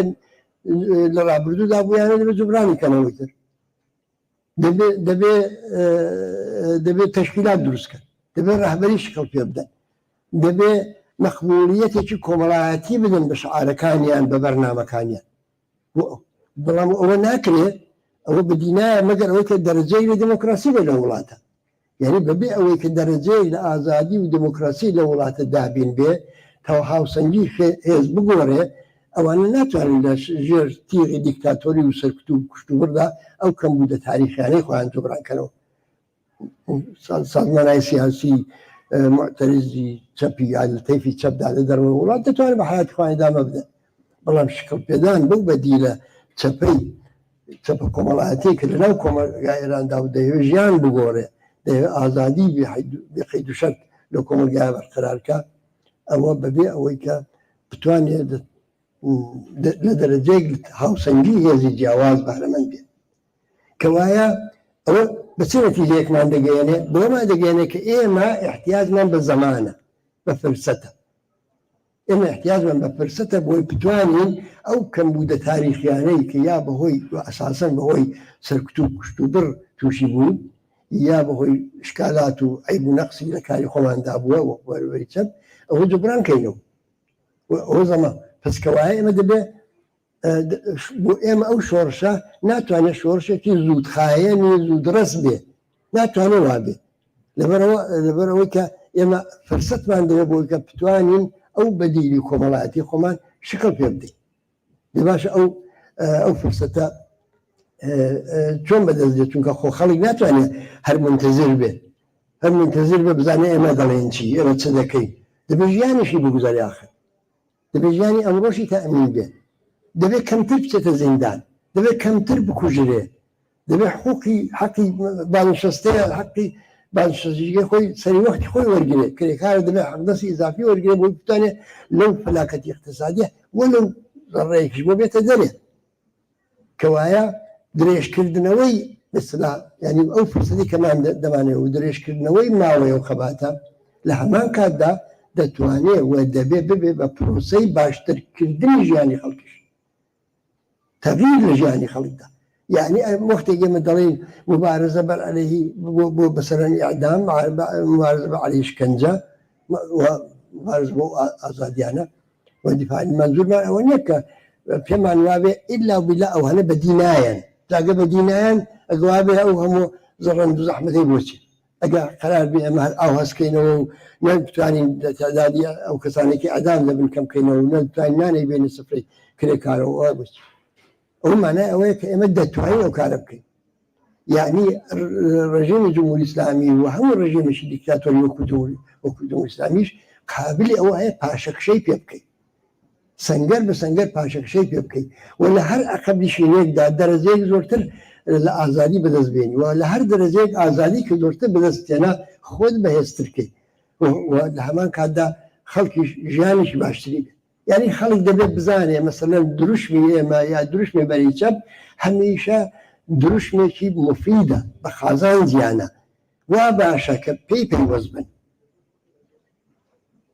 بارها هەر لەو کۆبوونەوانەدا ئەو کتۆمە لە توولی 45 ساڵی ڕابردوودا کۆمەڵە نیشانی داوا کە بە مبارزەی موسەلەحانەی خۆی بە مبارزە لە عەرسەی پێشمەرگانەدا توانیوێتی لە تەلەفاتی خەڵکی کوردستان کەم کاتەوە توانیوێتی تەلەفاتی خەڵکی کوردستان لە چاو تەلەفاتی خەڵکی ئوستانی ئیسفەهان زۆر کەمتر بووە ئەوە تەماشاکەن 10,000 نەفەر نزیک بە 10,000 نەفەر لە ساڵی 67 ئیعدام کران تەماشای لیستەکەی کەن 100 نەفەر 150 نەفەر کوردی تێدا نییە یعنی مانای ئەوەیە کە ئێمە بە مقاومەتی خۆمان دوژمنمان ناچار کردو کە بەزەشە تەحمیلکە ئێستا پێشمەرگە خەڵک دێ بۆ پێشمەرگایەتی چەند مانگ دەمێنێتەوە چەند ساڵ دەمێنێتەوە لە رادیۆ و تەلەڤیزیۆنی کۆمەڵە و گوێ هەرچی پێی خۆی بە جمهوری ئیسلامی دەیڵێت دەڕواتەوە ڕۆژێک ڕای ناگرن ئازادی دەکەن مەگە شاکی خصوصی بێ یا زۆریشی ئەمە ئەوە چی ئەو مانای ئەوەیە کە پسکەوایە ئێمە بە جامعەی کورد بە کۆمەلگای کوردستانمان نیشان داوە کە حیزبێکی مفیدی بە قازان زیانی لە نەبوونی ئێمەدا زۆرتریان زەرەر دەکرد زۆرتریان تەلەفات دەدا لەگەڵ خەڵک زەحمەتکێشی خەڵکی خێژاوەڕۆ دانیش و قسەمان دەکرد وتم ببەخشن ئێمە و ساڵانە زۆرمان دەردی سەر بۆ ئەوە دروستکە کۆڕەوتی جادەتان بۆ کێشاوین بەرقتان بۆ هێناوین کە ئینتەرنێتتان بۆ هێناوین چ زەحمەتە هەموو ئەوەی وە هێناتانە خۆ لەبەرەوە نەبوایە ئەوە ئەبڕن لە بلوچستان بزان ئەوانە کراوە بلوچستان و کوردستان دوو ئوستانی لە ڕەدیفی خزمەتگوزاری کۆمەڵایەتەکان ڕەدیفی ئاخرەکان بەڵام بزان لە مەسەرەن ئەو ساڵانەکە ئەو بزوتنەوە جەماوەریە بەهێزەی کە لە کوردستان بوو لەوێ نەبوو دەمەوێت بڵام کە کەوایە ئەوەی کە ئێمە هەوڵ دەدەین بۆ ئەوەی کە هاوسەنگی هێز بگۆڕین و لە نەتیجەی گۆڕینی هاوسەنگی هێزدا بتوانین دەرەجێت ئاسوودەی بۆ خەڵک تەئمینکەین لەو پرۆسەدا کە بەهێز دەبین بۆ شکل پێدان بە بەدیلی ئەو ڕژیمەش و یا ئەو ڕژیمە یا ئەو ڕژیمانەی کە هەروە وەکو مەرحەلەی گوزار دێن و دەڕۆن متمەئینەن دێن مشکم نییە لەوەدا کە ئەو دەستگای سەرمایهداری ئێران نظامی سەرمایهداری ئێران نظامی چەوسێنەری ئێران هەموو زەرفیەتەکانی خۆی بۆمانەوە تاقی دەکاتەوە بەڵام کۆمەلگای ئێران شەڵەژاوە کۆمەلگای ئێران و کۆمەلگای جاران نییە ئەو وەختێت دەبێت قبول بکەین لێرەدا مەسەلەی کوردستانیش دێتە گۆڕێ کوردستان موقعیتێکی کاملەن جیاوازی هەیە جیاوازەکەشی هیچ نییە غەیر ئەوەی کە خەڵکەکەی پێشینەی خەباتیان هەیە تەجربەیان هەیە ئومێدەواریشن و حیزبەکانیش حیزبە سیاسیەکانیش ڕیشەی کۆمەڵایەتیان پێدا کردو ئەوە جیاوازەکانیتی يعني ئەوەی کە ئێمە لە سەتی ئێراندا دەبێت تازە هەوڵ پێدەین ممکنە قۆناغێکی دیکە پێی بگەین ئێستا لێرە تا حدودێکی زۆر تەحسیلی حاصڵە ئەخدرەوە تەسادفی نیە مەسەلەن ئێمە مانگرتنی گشتی ڕادەگەێنی فۆرن چەند میلیۆن خەڵک لە کوردستان وەڵام پێداتەوە لە فاصلەی 24 ساعتە 24 ساعت ماوە بوو فقط بۆ تەبلیغکردن و بۆ ئەعلامی مانگرتنی گشتێکە کوردستان 80% نەبێ 90% ئەوەندە لە شاری 100% مانیگە لە بازاریەوە بگرە تا دەگاتە کارمەند و محەسل و کارگەری سەنعەتی و هەمووان ئەوە نیشان دەدا کە ئەمە ئەو موقعیەتە دەبێت بپارێزی نەکەی بیپارێزین دێ بەهێزتریکەی بەڵام چۆن دەتوانین بەهێزیکەی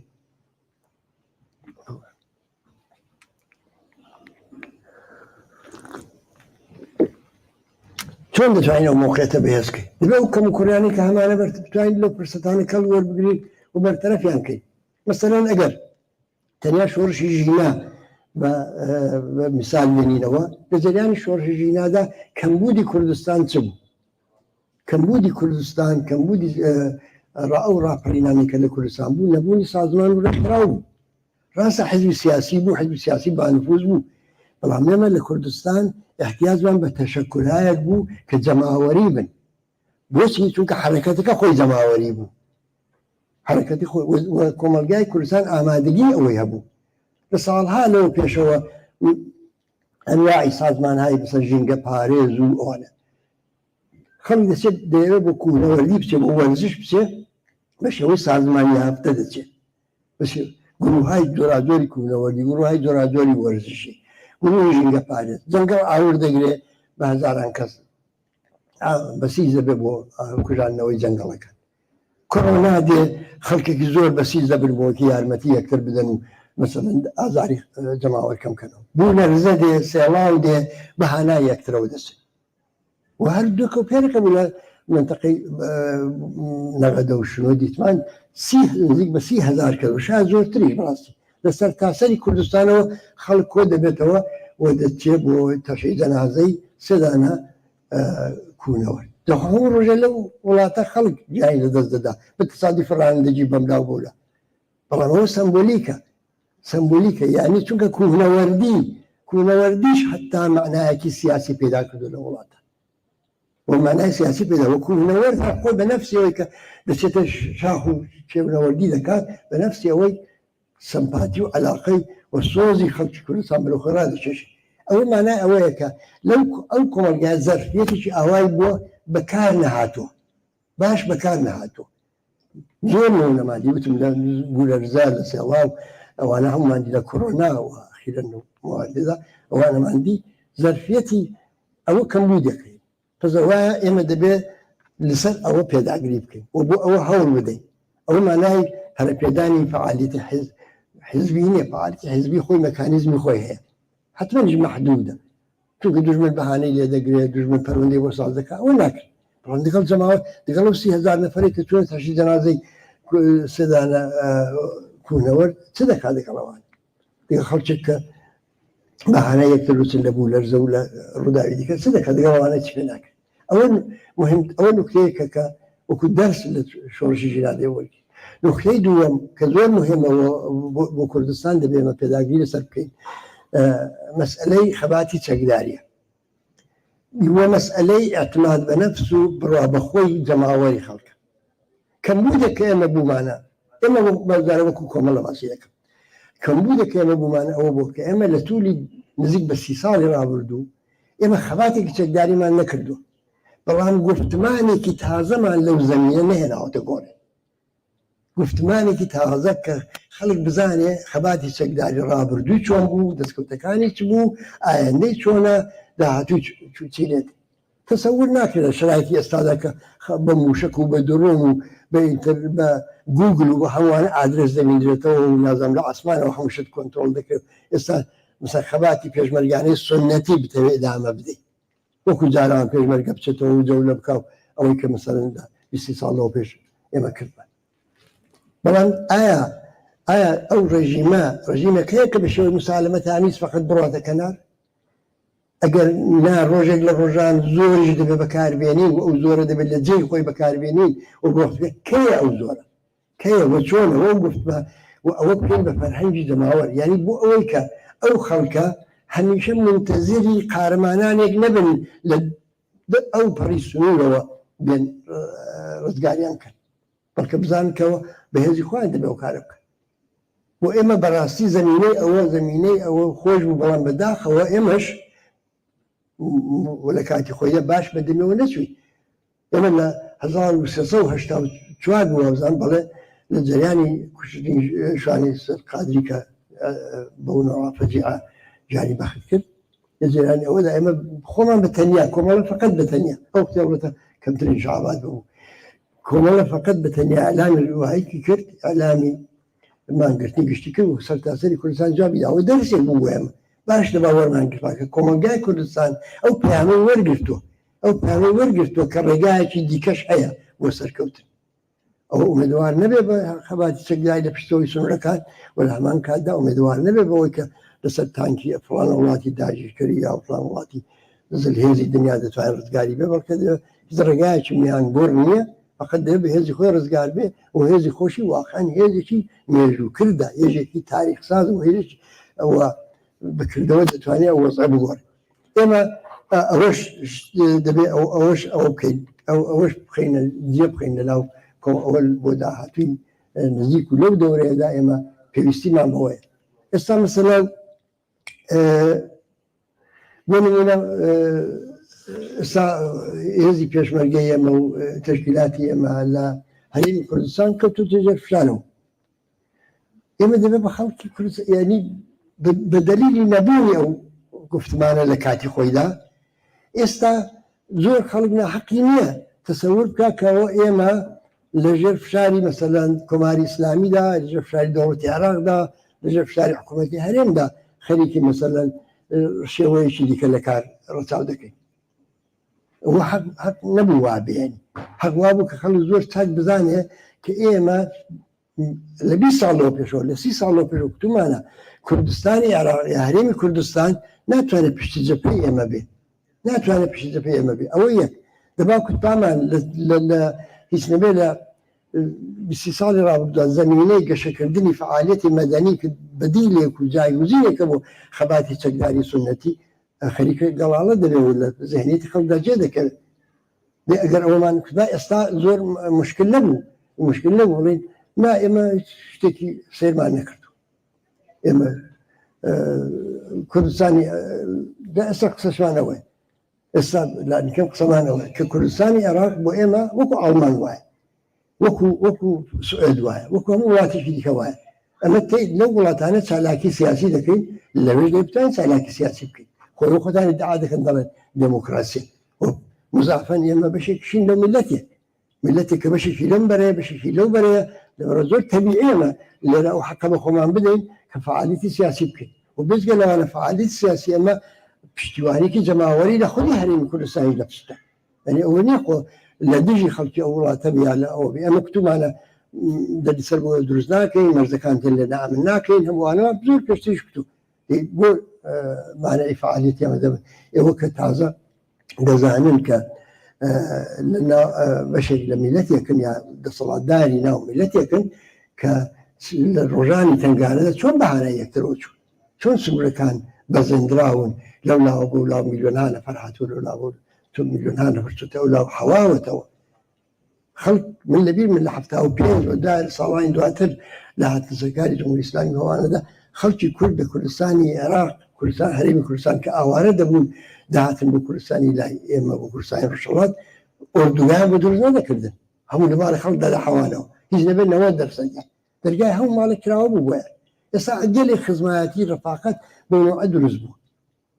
بزگە لەوانە هەر ئێستا نزیک بە 10 تا 15,000 نەفەر هەر بزگە لە ئەحزابی سیاسی هەر کوردی ڕۆژهەڵاتیان هاتوون 30 ساڵە لە هەرێمی کوردستان دەژین دەگەڵ و خەڵکت تێکەڵاو بوو سەر ئەوانە لە ئۆردوگایان دانین بیان گۆزیەوە بیان بێ ئۆردوگایەکی دیکەوان ئەوانە ئەسەن ممکن نییە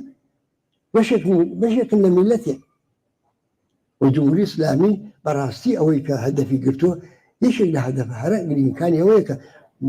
مناسباتی عاطفی و دڵسۆزی بینی ئەو دوو بەشە و میلەتە بشێوێنێ ئەگەر حکوومەتی هەرێم تووشی هەڵە بێ وەکو مانگاکە بێ کە هەر لەخێکشی کە بدابی ڕێژەوا بکە یعنی بۆ خۆی ئەو بەدەستی خۆی ئەو کارە بکە و پشارانە وسەر ئێمانان زیادکە بێگومان تەسیری زۆر خراپی لەسەر ڕوحیەی مبارزاتی خەڵکی هەردوو لادە بتابەت لایە ئێمە حەقمان نییە ئیجازەمان نییە یعنی دەسەڵاتدارێک ئیجازەی نییە بەو نوعە کایە بکە بە دەستکەوتێکی مێژوویی ناو نەتەوەی کە بەهانا یەکترە و دەچەند یەکتریان خۆش مشکلەوە نیە سکۆڵە هەیە مەسەن بەڵێ لە سوورەکانە و دوو دەوڵەتی نێمە مناسباتی دیپلۆماتیکمان هەیە لێرەوە حەملە مەکەن بێ و تەبیعی ئەوە شێک سەیر نیە لەگەڵ استراتێژی خۆشمان دێتەوە بەڵام ئەوەی کە ئێوەیە کە 40 ساڵ لە 30 ساڵ لەو وڵاتە دەژین دەتانبینە ناو کاتەگۆری پەنابەرانی شەڕ لێ قەوماوان و پەنابەرانی شەڕ لە گۆشەی لە وردوگایە کۆتان دەکەینەوە و سینی خاردانیشی بەدوار دەچێشین ئەوە نەشودا وغیرە ممکنە وغير ممكن يعني لو كمراتي وغير ممكنه اصلا الجامعه خو اجازه نادا هرشي او بدن ناكرين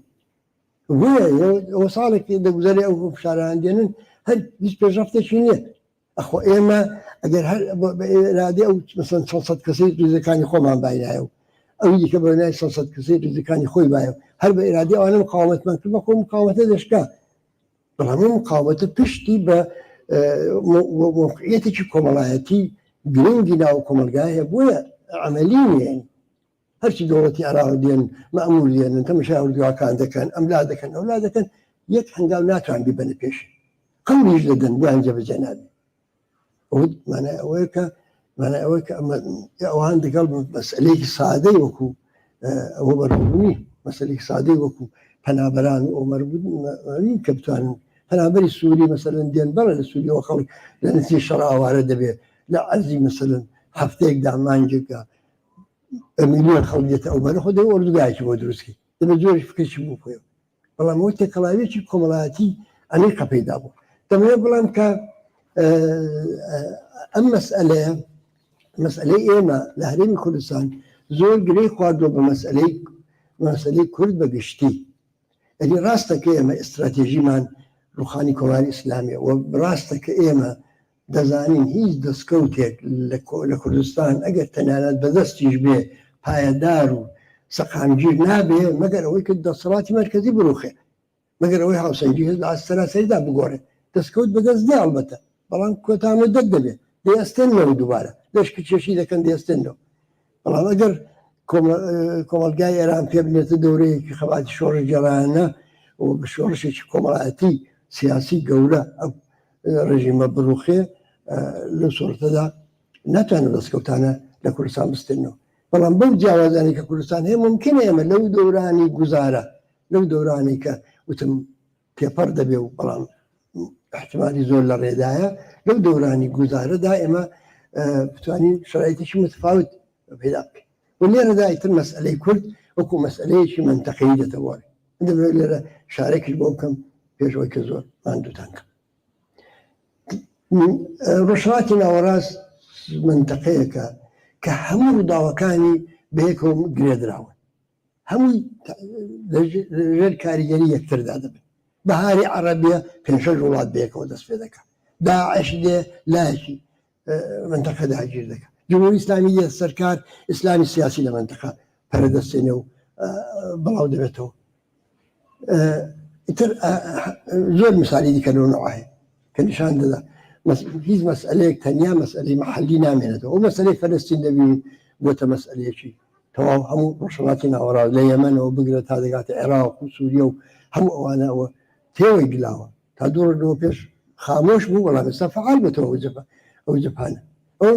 بۆچی وایە ڕۆژهەڵاتی ناوەڕاست دەلایلی زۆری هەیە موقعیەتی وجودی نەوتە یەکێک لە هۆکارەکانی موقعیەتی ژیۆپۆلیتیکێتی ئەوانە هەمویان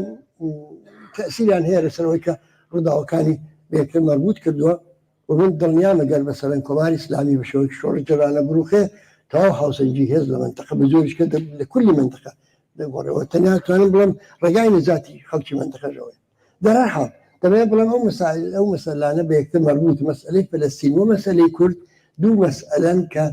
لە ئاستی دەوڵەتیدا لە ئاستی نێودەوڵەتیدا واردی معادلاتی مناسبات و ڕەوابطی بین دەوڵەتەکان بوون لەو ئاستەدا مەترح بەڵام دەمێ یەک واقعیت بڵێم ئەویش ئەوە کە بەداخەوە تا ئەو جگای کە بە مەسئلەی کورد نابووتە هیچ دەوڵەتێک نییە کە نەکرد پشتگیری لێ بکا و پشتیوانی بێ حتا بە تۆری زمینیش حتا بە تۆری مەقتەعی و مەسلحەتانیش بەڵکە هەمویان لە دژی لە مەسەلەی فەلەستین وانە لە مەسەلەی فەلەستین هیچ نەبێ بە دەلیلی ئەرقی ناسیۆنالیستی بۆ بە دەلیلی بەرژەوەندی ئەم دەوڵەت و ئەو دەوڵەت بوو بێ هەرچی بوو بێ مەجموعەی لە دەوڵەتەکانی ئەو مەنتەقە هەن لەبەرەوە کورد لەو مەنتەقەیەدا لە موقعیتێکی زۆر دژواردایە لە موقعیتێکدا کە تورکیە دژێتی دەوڵەتی مەرکەزی عێراق دژێتی دەوڵەتی جمهوری ئیسلامی دژێتی و زل هێزەکانیش دزانی بە خێری پێدا نایەنن هیچ ئومێدێک بۆ ناکرێت کە ئەوان بتوانن بیان هەیە گۆڕانکاری لە بابەتەوە وجود بێنن لەبەرەوە ئێمە هیچ ڕێگایەکمان نییە یعنی لەو مەنتەقەی هیچ ڕێگایەکمان نییە غێریەوە بە هێزی خەڵکی خۆوان متەکی بین و بۆ مبارزە و خەباتی ئەوان بەدە شتێک قابل بێ بەدەستی بێنی و ئەوە زۆر زۆر ئەساسیە بۆ دواڕۆژی کاری ئەمە یعنی ئەمە وەختێک ئێستا لە کوردستانی باشوور لە هەرێمی کوردستان دڵمان دەسووتێ بۆ ئەوەی کە کلێنێک کەوتۆتە بینی دەسەڵات و جەماوەر ئەومانە ئەوەیە کە ئەهرۆمکی گەورە خەریکە لە دەست دەچێت و ئەوان متەوەجی ئەوە نین کە تەنانەت لەگەڵ ئەوەشدا کە دەسەڵاتێکی ناتەندروستە دەسەڵاتی کتێدا گەندەڵی هەیە ڕزاتی خەڵکی خۆی نتوانیەوە دابین بکە لەگەڵ هەمووی ئەوانەشەوە جمهوری ئیسلامی و دەوڵەتی مەرکەزی عێراق و تەنان دەوڵەت تورکیش هەرسێکیان پیلانی هاوبەشیان هەیە بۆ لاوازکردنی بۆ لاوبردننی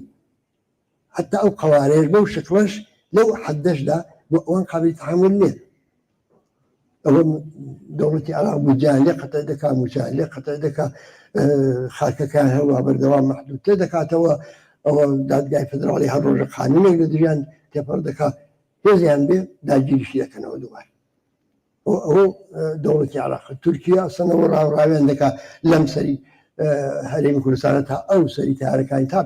لە زاخۆ تا پێنجێن مەیدانی مانۆڕیان جمهوری ئیسلامی ئەوە هەڕەشە دەکا و ئەوە دەکاستا پاسەوانی سنووریان داناوە پاسەوانی سنوور کاری ئەوەیە کە ئەو مناسباتە بشێوێنی پاسەوانی سنوور ئەوەیە کە بە ناوی هەرێمی کوردستانەوە بە ناوی خەڵکی هەرێم بە ناوی ئەوە کە ئەو پاسەوانانە پاسەوانانی هەرێمی کوردستاندان بەڵام وا دەکات کە مناسباتی بینی خەڵکی ئەم دیوە ئەودی تێکدا تەسادفینە دێن سێ چوار ئەو جوانانەی کۆڵبەت دەگرن سەریان دەتاشن تحقیریان دەکەن بۆ بچێ خەبەرەکە لەو بەردەنگ بداتەوە و خەڵی بێزارکە کێ کردوێتی وڵا کاکە کوردەکانی خۆتان کردویانە لە حاڵیدا زاین فەرماندەهی و ڕاهبەری پاسەوانەی سوور ئەساسەن بە دەوڵەتی عێراق دەمەوێت بڵێم کە لە هەموو لایەکەوە پیلان هەیە جاکەوایە بۆ ئێمە لە کوردستانی ئێران لەگەڵ ئەوەشدا کە ئستراتێژیمان ئەوە ڕوخانی کۆماری ئیسلامیە و دابینکردنی مافی خەڵکی کورد لە چوارچەوەی ئەو بەرنامەیدا کە دیاریمان کردووە لەگەڵ ئەوەشدا ناتوانین بەرامبەر بە واقعیەتەی کە ڕۆژهەڵاتی ناوەڕاست دەبیندرێ ئەویش ئەوە کە ڕووداوەکانی لێ گرێدراون نسبەت بە واقعیەتەش بێتەفاوت بی مەسەلەی کوردیشی لەوانەیە کە ئێمەمانان بێکەوە گرێت دایمە بمانەوێت لەمان هەیە بە ڕۆژاوە گرێدراوی بمانەوێت لەمان هەیە بە باکوور گرێت دایمە باشوشکە بەزی خۆی ئەو هەرستا لە کاردا ئەگەر یعنی ڕەحبەرانی هەرێمی کوردستان ئەو واقعیەتیان دەرکرد کە بە نظر دەکات کەم زۆر دەرچیان کردبێت چونکە زۆر وازەحە کە بە ئێمە بەهانەی هەدەف خۆیانە ئێمە بەهانەی بەڵێ قوم لە حاشێداگە ئێمەشیان زایف کرد پێیان ناخۆش نیت بەڵام هەدەف خۆیان ئەگەر ئەوە دەرکرد ئەو وەختە ڕێگای ببینەوە بۆ مقاومەتکردن و ئێمە ئەبزاری مقاومەتمان هەیە چۆن نیمان تەنیا سنوورێک کە محاسرەی اقتصادی شکاندووە دەتوانێت بشکێنێ بۆ ئێران سنووری عێراقە تەنیا لەو سنوورەیە کە ئەرز ڕەد و بەدەڵ دەبێت پۆل و سپی دەبێتەوە کالای کە منعکراوە بۆ ئێران ڕێگا پەیدا دەکات بۆ ئێران تەنیا دەربازەی کە هەیەن لەبەرەوە ئەو شارانە بوو بەکارنێنی ئەویش لە حاڵێکدا کە مەسئلە ئەوە نییە ئەگەر ئێمەش ئێستا زۆرتر لەوەی کە ئەڵام کوتیانە پاشەکشە بکەین و هەموو ئەو داخوازیانەی ئەوانش جێبەجێکەین داخوازی جمهوری ئیسلامی جێبەجێکەین و دەوڵەتی عێراق هێشتا بەهانەیەش کار دەبینەوە بە نەوعێکی کرد جگایشی ئەوە بە ئێمە دەڵێ کە ئەگەوایە لە استراتێژی کۆمەڵەدا دەبێت چاوێکشمان لەو واقعیەتەی ڕۆژهەڵاتی ناوەڕاست بێت. دیارە قسە لەم بارانەوە زۆرە من نامێت زۆرتر لەوە سەرتان بێشێنم فقط دەمەوێت ئەو بڵم کە بەڕاستی ئێمە ناڵم ئێمە هەرچی کردومانە تا ئێستا باش بووە یا تووشی هەڵە و کەموکوڕی نەبوون و مشکلاتمان نەبووە بەڵام خەریکین ینی لەو کۆمەڵ زیندووبووی ئەو کۆمەلگایە و لەو دەرسانەی ئەو کۆمەلگای پێمان دەدا کەڵ وەردەگری بۆ ئەوەی کە خۆمان بناسین شرایطەکەمان بناسین بۆ کاری باشتر بکەین بۆ مفیدتر بین بۆ ئەوەی کە کاری باشتر بکەین بۆ مفیدتر بین دەبێت متحدتر بین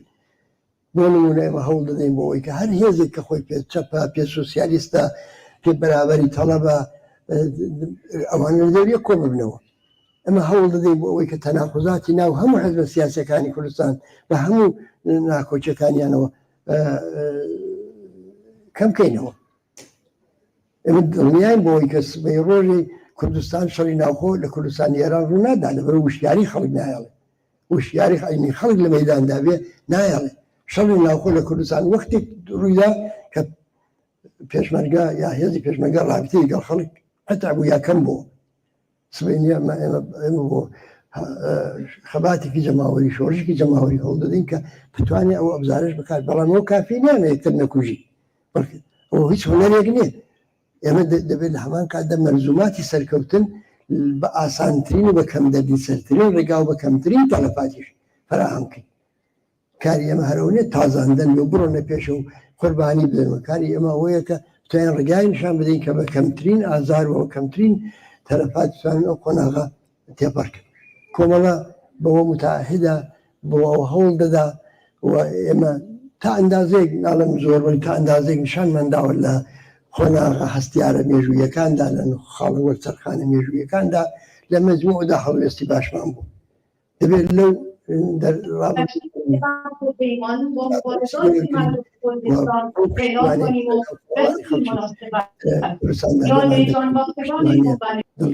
دڵگەرمتر بین و بەکاری بێنین بۆ بەسەرکەوتن گەیاندنی خەباتی ئازادی خوازانە و شۆڕژگەرانەی کۆمەڵانی خەڵکی کوردستان زۆر سپاس و ماندوو نەبێت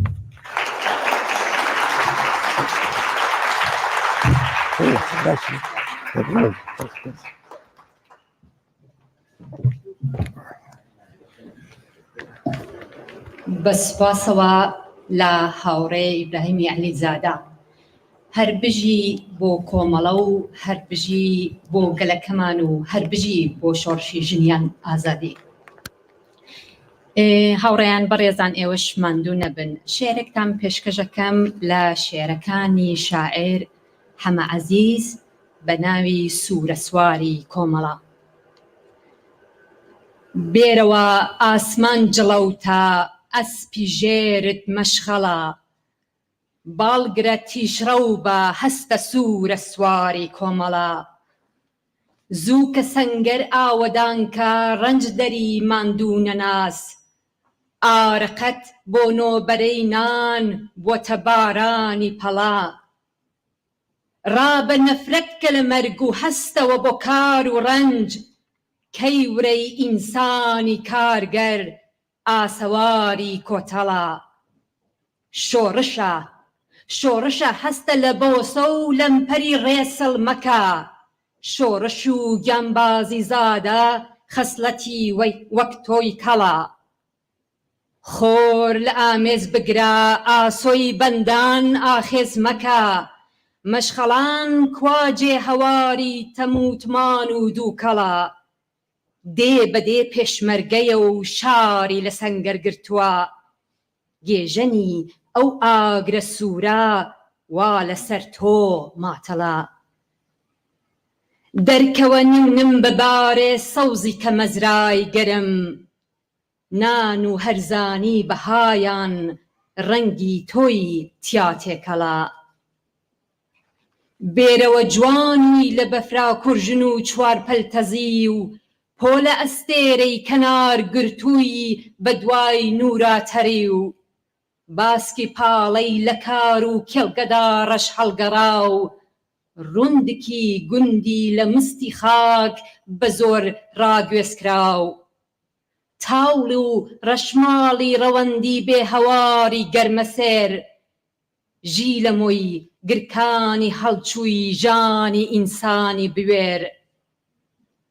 بەژنی لوتکەی هەڵکشاوی زۆر سەر و بەژنی هەتاو مارشی کۆمۆنەی گەروی خۆری شەوی ئەنگوستە چاو سواری زریان بە بڕۆ چەخماخە دە پێش باکەوە بیهەژێنە شەنگە باڵای کاک فوادم سەر بەوە سواری زریان بە بڕۆ چەخماخەدا پێش باکەوە بیهەژێنە شەنگە باڵای کاک فوادم شەهیدەکانم سەر بەوە دەرکەوە هۆبە بە هۆبە بەردەبازی ڕێبەتن دەرکەوە هۆبە بە هۆبە بەردەبازی ڕێگەتن ڕەنجدەرن خەڵکی هەژارن کارگەری بەشمەینەتن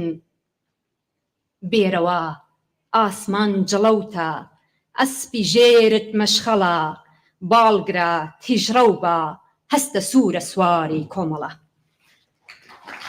سوپاسەوە عەزیزم زۆر سوپاس هاوڕێ و شاعری شۆڕشگەڕی گەلەکەمان و کۆمەڵە هاوڕێ ئەحمەدی بازگەر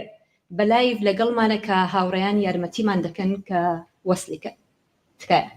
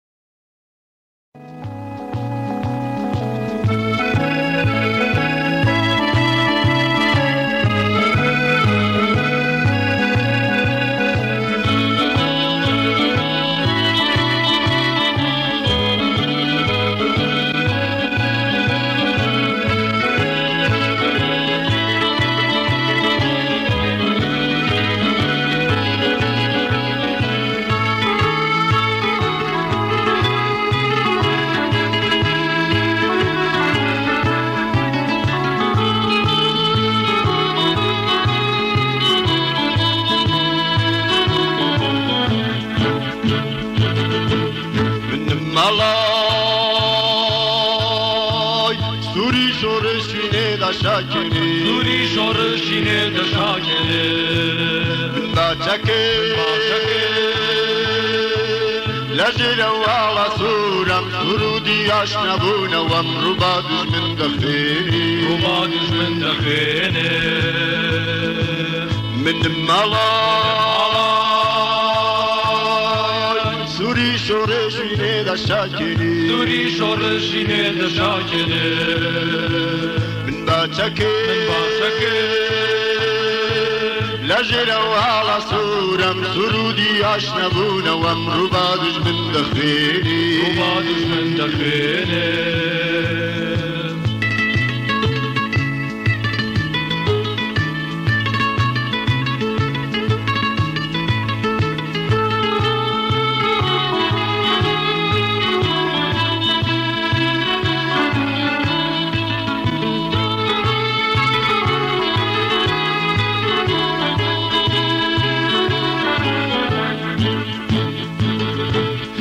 مرگی وشیارم رگی سختم لریا چکی دست دیری مشکم مجدی دوار روشی تیا مجدی دوار روشی تیا دش مرگی وشیارم رگی سختم لریا چکی دست دیری مشکم مجدی دوار روشی تیا مجدی دوار روشی تیا من دمالا سوری شورشینه دا شاکنه سوری شورشینه دا شاکنه باچکه لجل والا سورم سرودی آشنبونه وم ربا دشمن دخینی ربا دشمن دخینی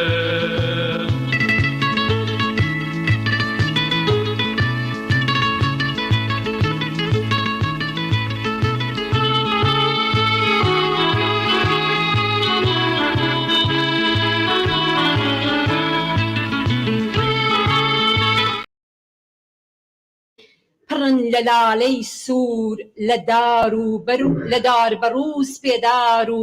بادامی کێوی کە خوێنی خەباتکارانیان لە بن ڕژاوە و هەموو ساڵێ هەرگوڵ دەکەن.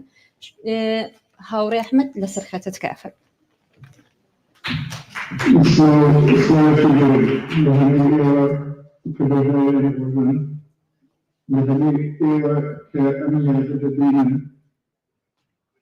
لهنو برنامج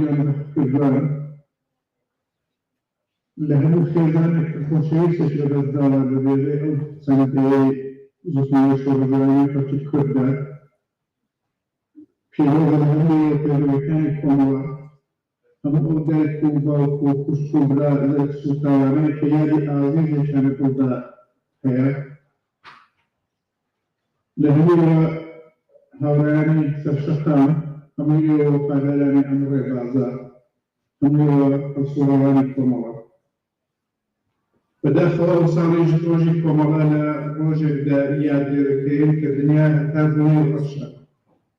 هم صالي شيش لم يعدان إيش قرار ذكاني من وزربي كساني وكمن أو كأم صالمان لقاء فرشتلوية ولا بدأخل كاستا أو ودينها كور أمثال أخوائي دوما رزوما كأمثال لكار كوشتربير وبزوتنوي جينا بسرنزامك من وشودير شارع بجلاي كان قبل كم شارع آيانية كهذا أمريك عزم كردن كسن برشت تاور كسائنا يعني شارع أم دولة سروجار ستو فرجان أم دولة قري مردو قري دردو قري تاوان أم دولة حتى ساوبر لك هل هوري خم ديارة براستي دزبري ساوان أم دولة قسيرك يام كلينك وقرب قريدي نيو سينجر برو تيكان أم دولة لدول الرحمن مجرد ساو ببيهودا كقردوها بدست الشيطان أم دولة خەریکی باوەشێنی سەکر عشق من کە ڕۆژ ڕۆژی ئەوی قەردانە ئەم دەورە منی عاشق بە ژیری خۆش و ئازادی گرفتارم جیهان زیندانە ئەم دەورە لە دەشتی مین دەسێ سەرتا سەری گێتی لە دەشتی مین دەسێ سەرتا سەری گێتی هەموو شوێنێ مەکۆی داوانە ئەم دەورە لە حاست ئێمە کپە گوێستکەی جیهان ئەمڕۆ لە حاست ئێمە کپە گوێستکەی جیهان ئەمڕۆ دەڵێ دنیا هەمووی ئێرانە ئەم دەورە خەم و دەرد و زەرگ برژانە بێوەستان خەم و دەرد و زەرگ برژانە بێوەستان پەلاماری دڵی دایکانە ئەم دەورە سنوور و خوێنی سووری ڕەنزدەری کۆبەر سەمای مەرجی کرێکارانە ئەم دەورە شکنجە و کوشتن و ئامرازی جەلادان کە دنیاوە بە پەتیارانە ئەم دەورە بەهار و پاییز و زستان و هاوین وەکو یەک شیوەنی فەسڵانە ئەم دەورە ڕمانی جوانیە و قڕکردنی ژیانە کە سێدارە لە ژیر میوانە ئەم دەورە لەلای هیوا کوژانە دەستی باوە بوون کە دەورە دەور دڵبەردانە ئەم دەورە هەموو پیاوی زلم دەوڵەتمەدارانمان هەموو پیاوی زلم دەوڵەتمەدارانمان بڕۆ سەیریان دەڵێ گاڵانە ئەم دەورە کە بەرخەیرێ قڕامسکەی دەنجی ئینسانی بە ڕۆژی ڕوون دژی ئینسانە ئەم دەورە بە ئاواتی شنەی سلوە و شەماڵی شاد شەماڵی چی کزەی زریانە ئەم دەورە سەڵای مەرگ و خەڵاسۆیە لەسەر لاوە لە چاو بزرە هەچێکی جوانە ئەم دەورە ڕەحم شوێنی نییە و کاری ئەوان ئێستان لە خوێن خەڵتاندنی لاوانە ئەم دەورە ئەمن شەرمەندەتانم کۆرپەکان چونکە لەبەر چاوم مناڵ کوژرانە ئەم دەورە چلۆن شیرین بە گونجێ گەر سەبت بکرێ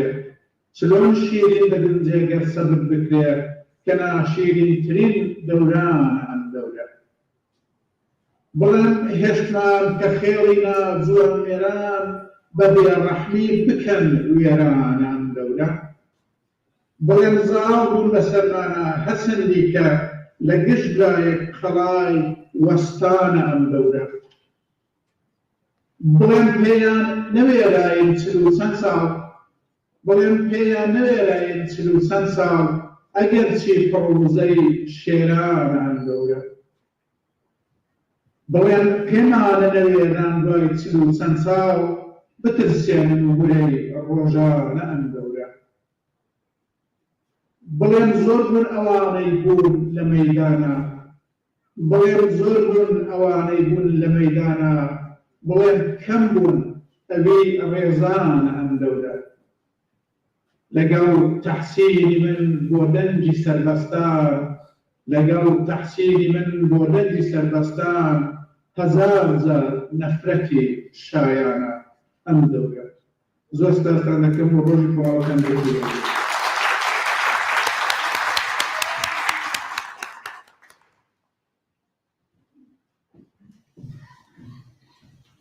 بەسپاسەوە لە هاوڕێ بازگەر بە شاباشی سرد بێ چەرخی گەردوون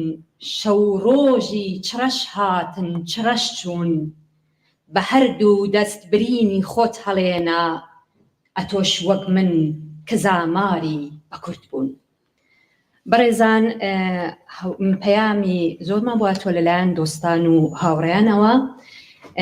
لێرەدا داوا لە بەڕێزان نوێنەری حیزبی دموکراتی کوردستانی ئێران دەکەین بۆ پێشکەشکردنی پەیامەکەیان. تکایە.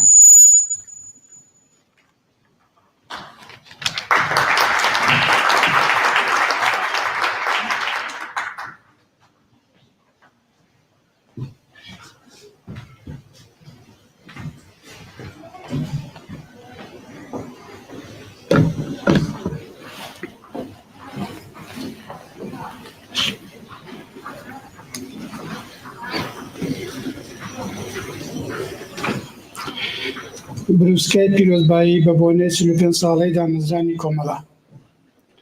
بەڕێزان نوێنەرایەتی کۆمەڵە لە دەرەوەی وڵات. ئێمە هەیەتی بەشی پەیوەندەکانی کۆمیتەی گشتی سوێدی حیزبی دموکراتی کوردستانی ئێران خۆشحاڵین کە لە ڕێوڕەسمی 45 ساڵوەگەڕی دامەزراندنی کۆمەڵە بەشداری. بەو بۆنەوە پیرۆزبایی گەرمی خۆمان پێشکەش بە ئێوە هاوڕێیان و لایەنگرانتان دەکەین.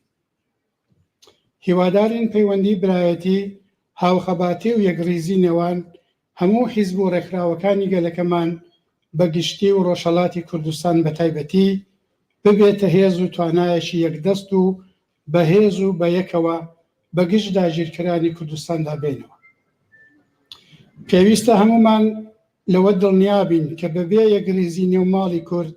ناتوانین ئامانجە سەرەکیەکەمان کە وەدەستهێنانی مافی چارەنووسە مسۆگەر بکەین. بە دڵنیاییەوە ئێمە وەک حیزبی دموکرات ئامادەین هاوکاری و پشتیوانی لەگەڵ حیزب و ڕێکخراوە شۆڕژگەرەکانی مەیدانی خەباتی ڕزگاری خوازی گەلەکەمان لە هەر چوار پارچەی کوردستان بە تایبەتی ڕۆژهەڵاتی کوردستان. بەڕێزەوە پەیوەندە کوردستانەکانی حیزبی دموکراتی کوردستانی ئێران لە وڵاتی سوێد. پیرۆز بێت.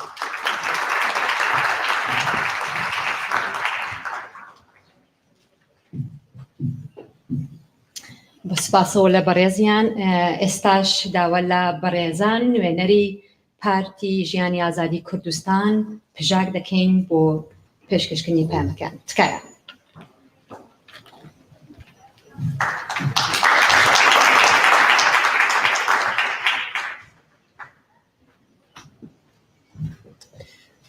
بەڕێزان ئەندامان و کار و ڕێزانی کۆمەڵە ڕێکخراوی کوردستانی حیزبی کۆمونیستی ئێران وێرەی سپاس بۆ بانکێشتنکردنتان. وەکو کۆمیتەی ستۆکۆلم و سوێدی پارتی ژیانی ئازادی کوردستان پەژاک پیرۆزبایی ساڵڕۆژی دامەزراندنی کۆمەڵەتان لێ دەکەین و هیوای سەرکەوتن بۆ کار و خەباتان دەخوازین. بێگومان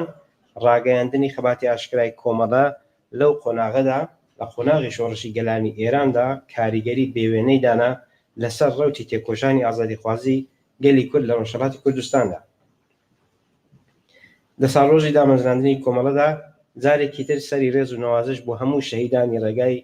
تێکۆشان و ڕێگای عەداڵەت و ئازادی خوازی دادەنوێنین و لەو باوەڕداین بە تێکۆشانی هاوبەش دەتوانین خەونی شەهیدانمان بەدیبێنین. بە سپاسەوە پارتی ژیانی ئازادی کوردستان ستۆکۆڵم.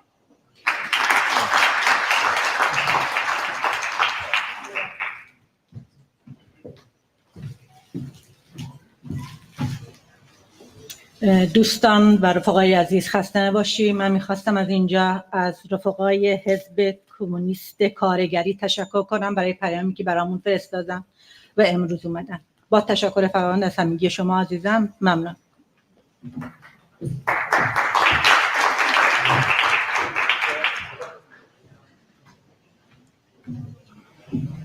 بەڕێزەمەندوو نەبن. ئێستاش یەکێکی تر لە هاوڕێیان و شاعرانی شۆڕژگێڕی کۆمەڵە و گەلەکەمان لەسەر خەتە حسێن شەباک شێرێکتان پێشکەشەکە. هاوڕێیان هیوادارم ئەم جارە پێمان بێ وزمان باش.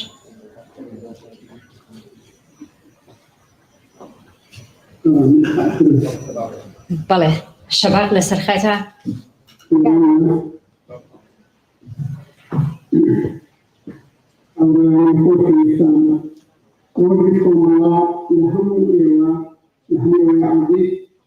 لهمو هاوڕێیانی دووری نزیکی کۆمەڵە لە هەموو خەباتکارانی ئازادی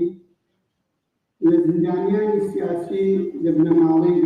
کردوانە ڕێگای ئازادی سۆسیالیزم لە هەموو خەڵکی کوردستان پیرۆز بێت. لە ڕاستیدا ڕێزگرتن لە ڕۆژی کۆمەڵا هەرەدان بە خەباتە، چونکە ڕۆژی کۆمەڵا ڕەمزی خەباتە. من لە شتێک دەستداری دەکەم لە کۆرسەکاندا بەنێوی بۆ هەواران دێمەوە. شەوی ئەمروستە چاو دەبڕم بەر بەیانی دێمەوە، خۆ لە ئەشتی شەم دەدەم بۆ جوانی دێمەوە،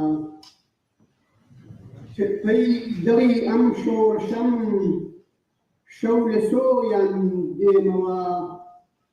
پڕ لە شەوگار بەردەدەم بە گڕباران دێمەوە، سەر لوتکەی بەرزی هیوام ڕۆژ و شەو دەشنێمەوە، بۆ ئەوینێک سەر دەدەم وەک هەزاران دێمەوە، وەک هەزاران ئارزوم دەچمە گیانی تازەوە،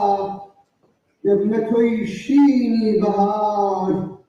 بۆ هەواران دێمەوە، چاو بە چاوەن چا دەکەم ڕوح بە گیانەندا دەکەم، وەک شەماڵی خەمرەوێل بۆ بێساران دێمەوە، ڕێ بە من ڕێیە، ڕێ بە من ڕێیە، شاخ بە ودمی من دەژی، باوەشی دەشت بۆ منە بۆ چەمشاران دێمەوە.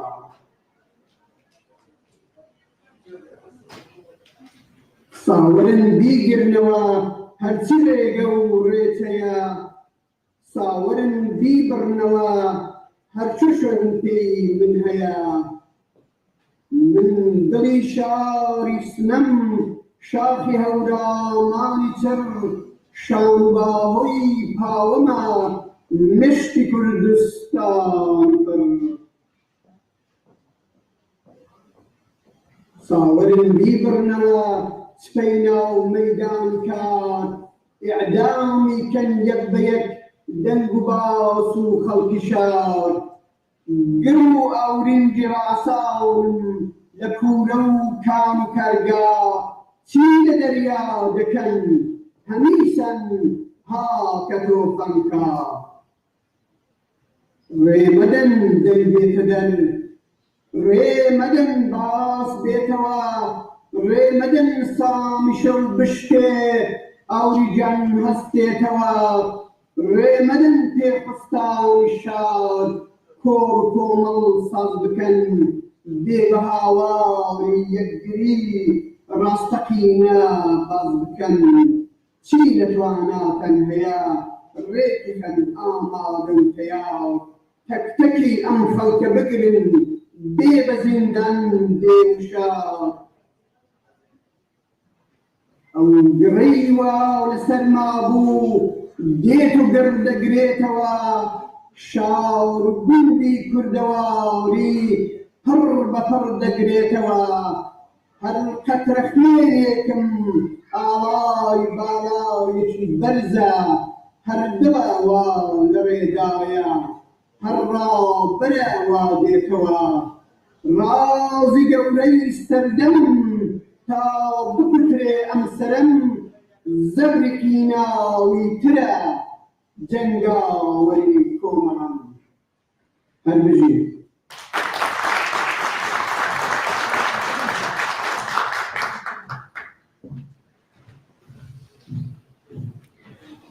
لێرەوە زۆر سپاسی بینەران و هەواداران و دۆستانی ئازیزی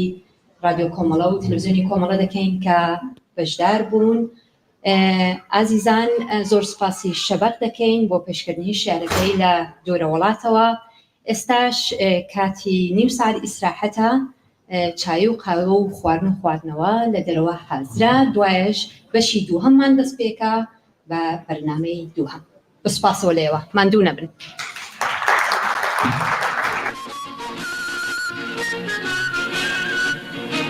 چاوەڕوانی سوورە سواردا لە شێرەکانی شاعر هەمعەزیز پێشکەشە بە یادی هاوڕێ حەمەحوسێنی کەریمی.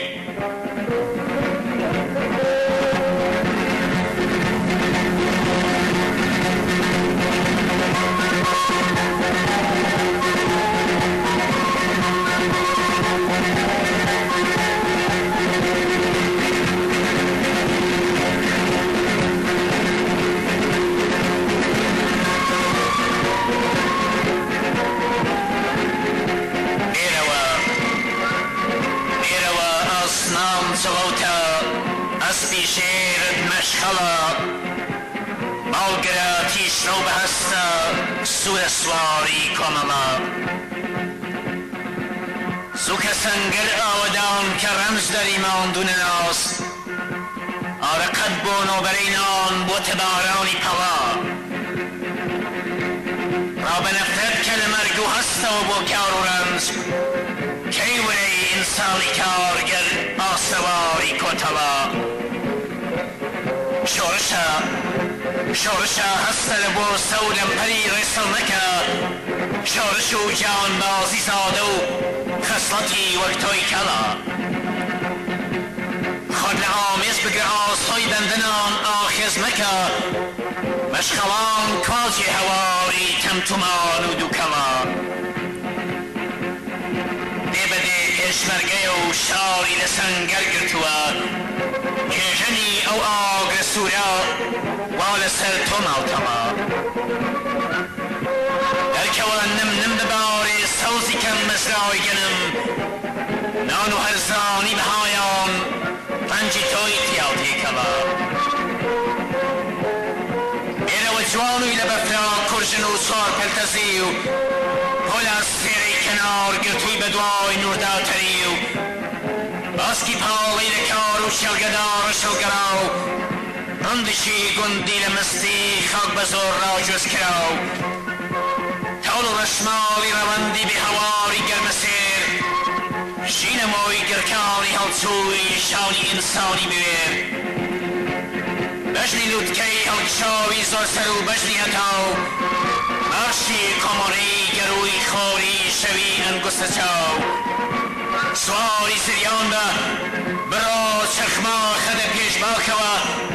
بیهەژێنە شەنگە باڵای کەرف و ئادم سەر بەوە دەرکەوە هۆبە بە هۆبە بەردەبازی ڕێگەتن پەنجدەرن خەڵکی هەژارن کارگەری بەشمەینەتن بێرەوە ئاسمان جڵتە ئەسپی شێرت مەشخەڵە باڵگرە تیژبە و بەهەستە سوورە سواری کۆمەڵە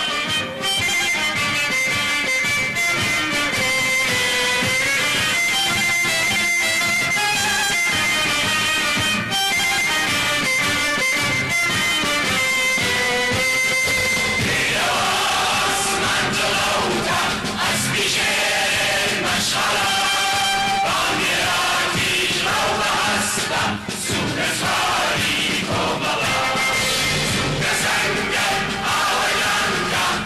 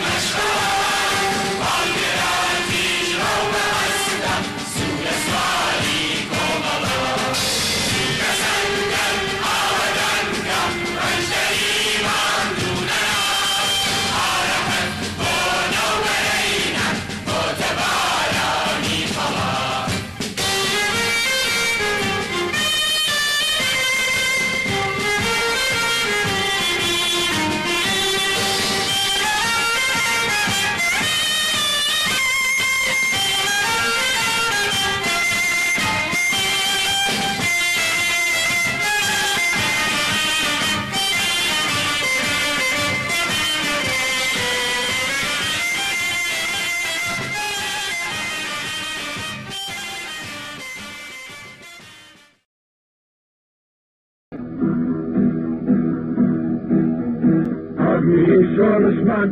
دژمنی کوردستان تێرشی هێنا سەر کوردستان لە قوڵایی دڵی زەحمەت کێشان ڕا هەڵیان کرد ئاڵا هەستان ڕەسان پێشمەرگەی کۆمەڵە وەک کۆڵان پێشمەرگەی کۆمەڵە وەک کۆڵان پێشمەرگەی کۆمەڵە وەک کۆڵان لەشکرێکی ئەستەشی سووری کرێکاران ڕێبواری ڕێبازی یەکگرتن تێکۆشان بۆ ڕزگاری گشتی کرێکاران دژی ئیمپریالیزم بۆ ئازادی ئێران بۆ مافی چارەنووس بۆ میلەتان پێشمەرگەی کۆمەڵە وەک کۆڵان پێشمەرگەی کۆمەڵە وەک کۆڵان پێشمەرگەی کۆمەڵە وەک کۆڵان لەشکرێکی ئەستەشی سووری کرێکاران بۆ زەحمەت کێشی کورد کۆوە بن لە دەوری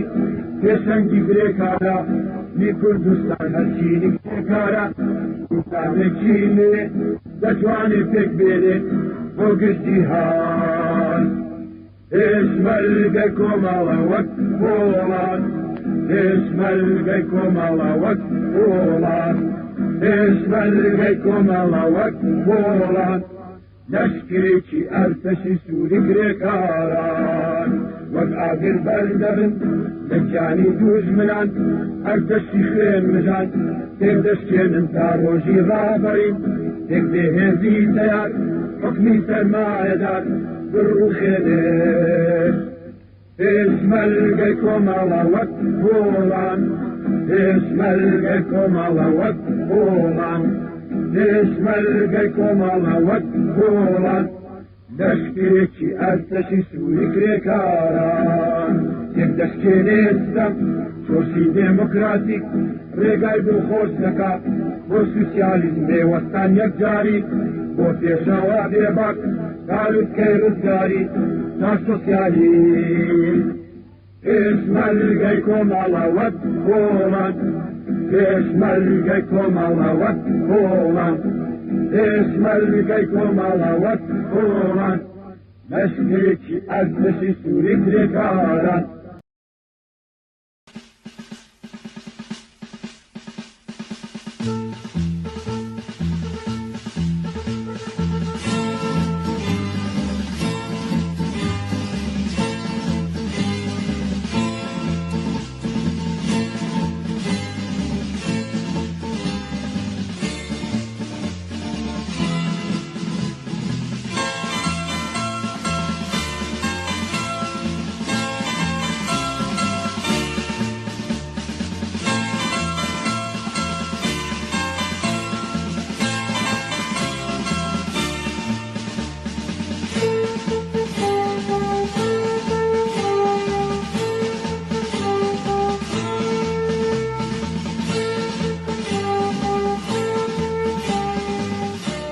کۆمەڵانی خەڵکی زەحمەتکێش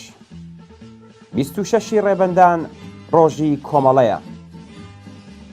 ڕۆژی کۆمەڵە ڕۆژی ڕێزگرتن لە تێکۆشانی ئەو ڕێکخراوە کۆمونیستیەیە کە بە پشت ئەستوری هێزی کرێکاران و زەحمەتکێشان بۆ گەیشتن بە ئازادی و بەرابەری و پێکهێنانی حکوومەتی کارگەری خەبات دەکات. 26 ڕێبەندان ڕۆژی کۆمەڵە ڕۆژی ڕێزگرتن لە تێکۆشانی هاوبەشی کۆمەڵە و کۆمەڵانی کرێکار و زەحمەتکێشی وشیاری کوردستانە بۆ وەدیهێنانی ئامانجە بەرزەکانی ئینسانی چەوساوە و زۆر لێکراو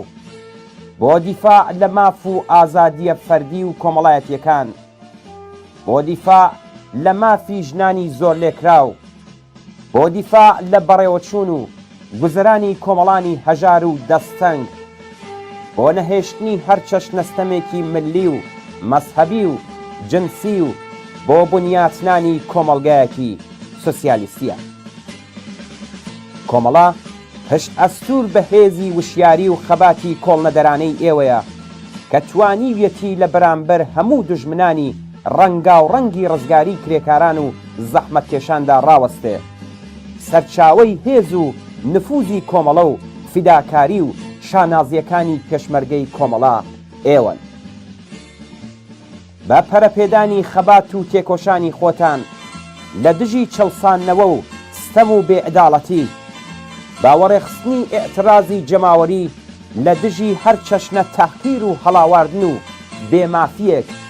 وا بە بەهێزکردنی هەرچی زیاتری ڕیزەکانی پێشمەرگەی کۆمەڵا، ڕیزی خەباتی شۆڕشگێرانە و کۆمونیستیتان لە دژی حاکمیەتی زاڵمانە و جەنایەتکارانەی کۆماری ئیسلامی و گەیشتن بە ئازادی و بەرابەری و ئاسوودەیی قتەوتر بکەن. پیرۆز بێت 26 ڕێبەندان ڕۆژی کۆمەڵا. هەر شەکاوە بێت ئاڵای سووری کۆمەڵا.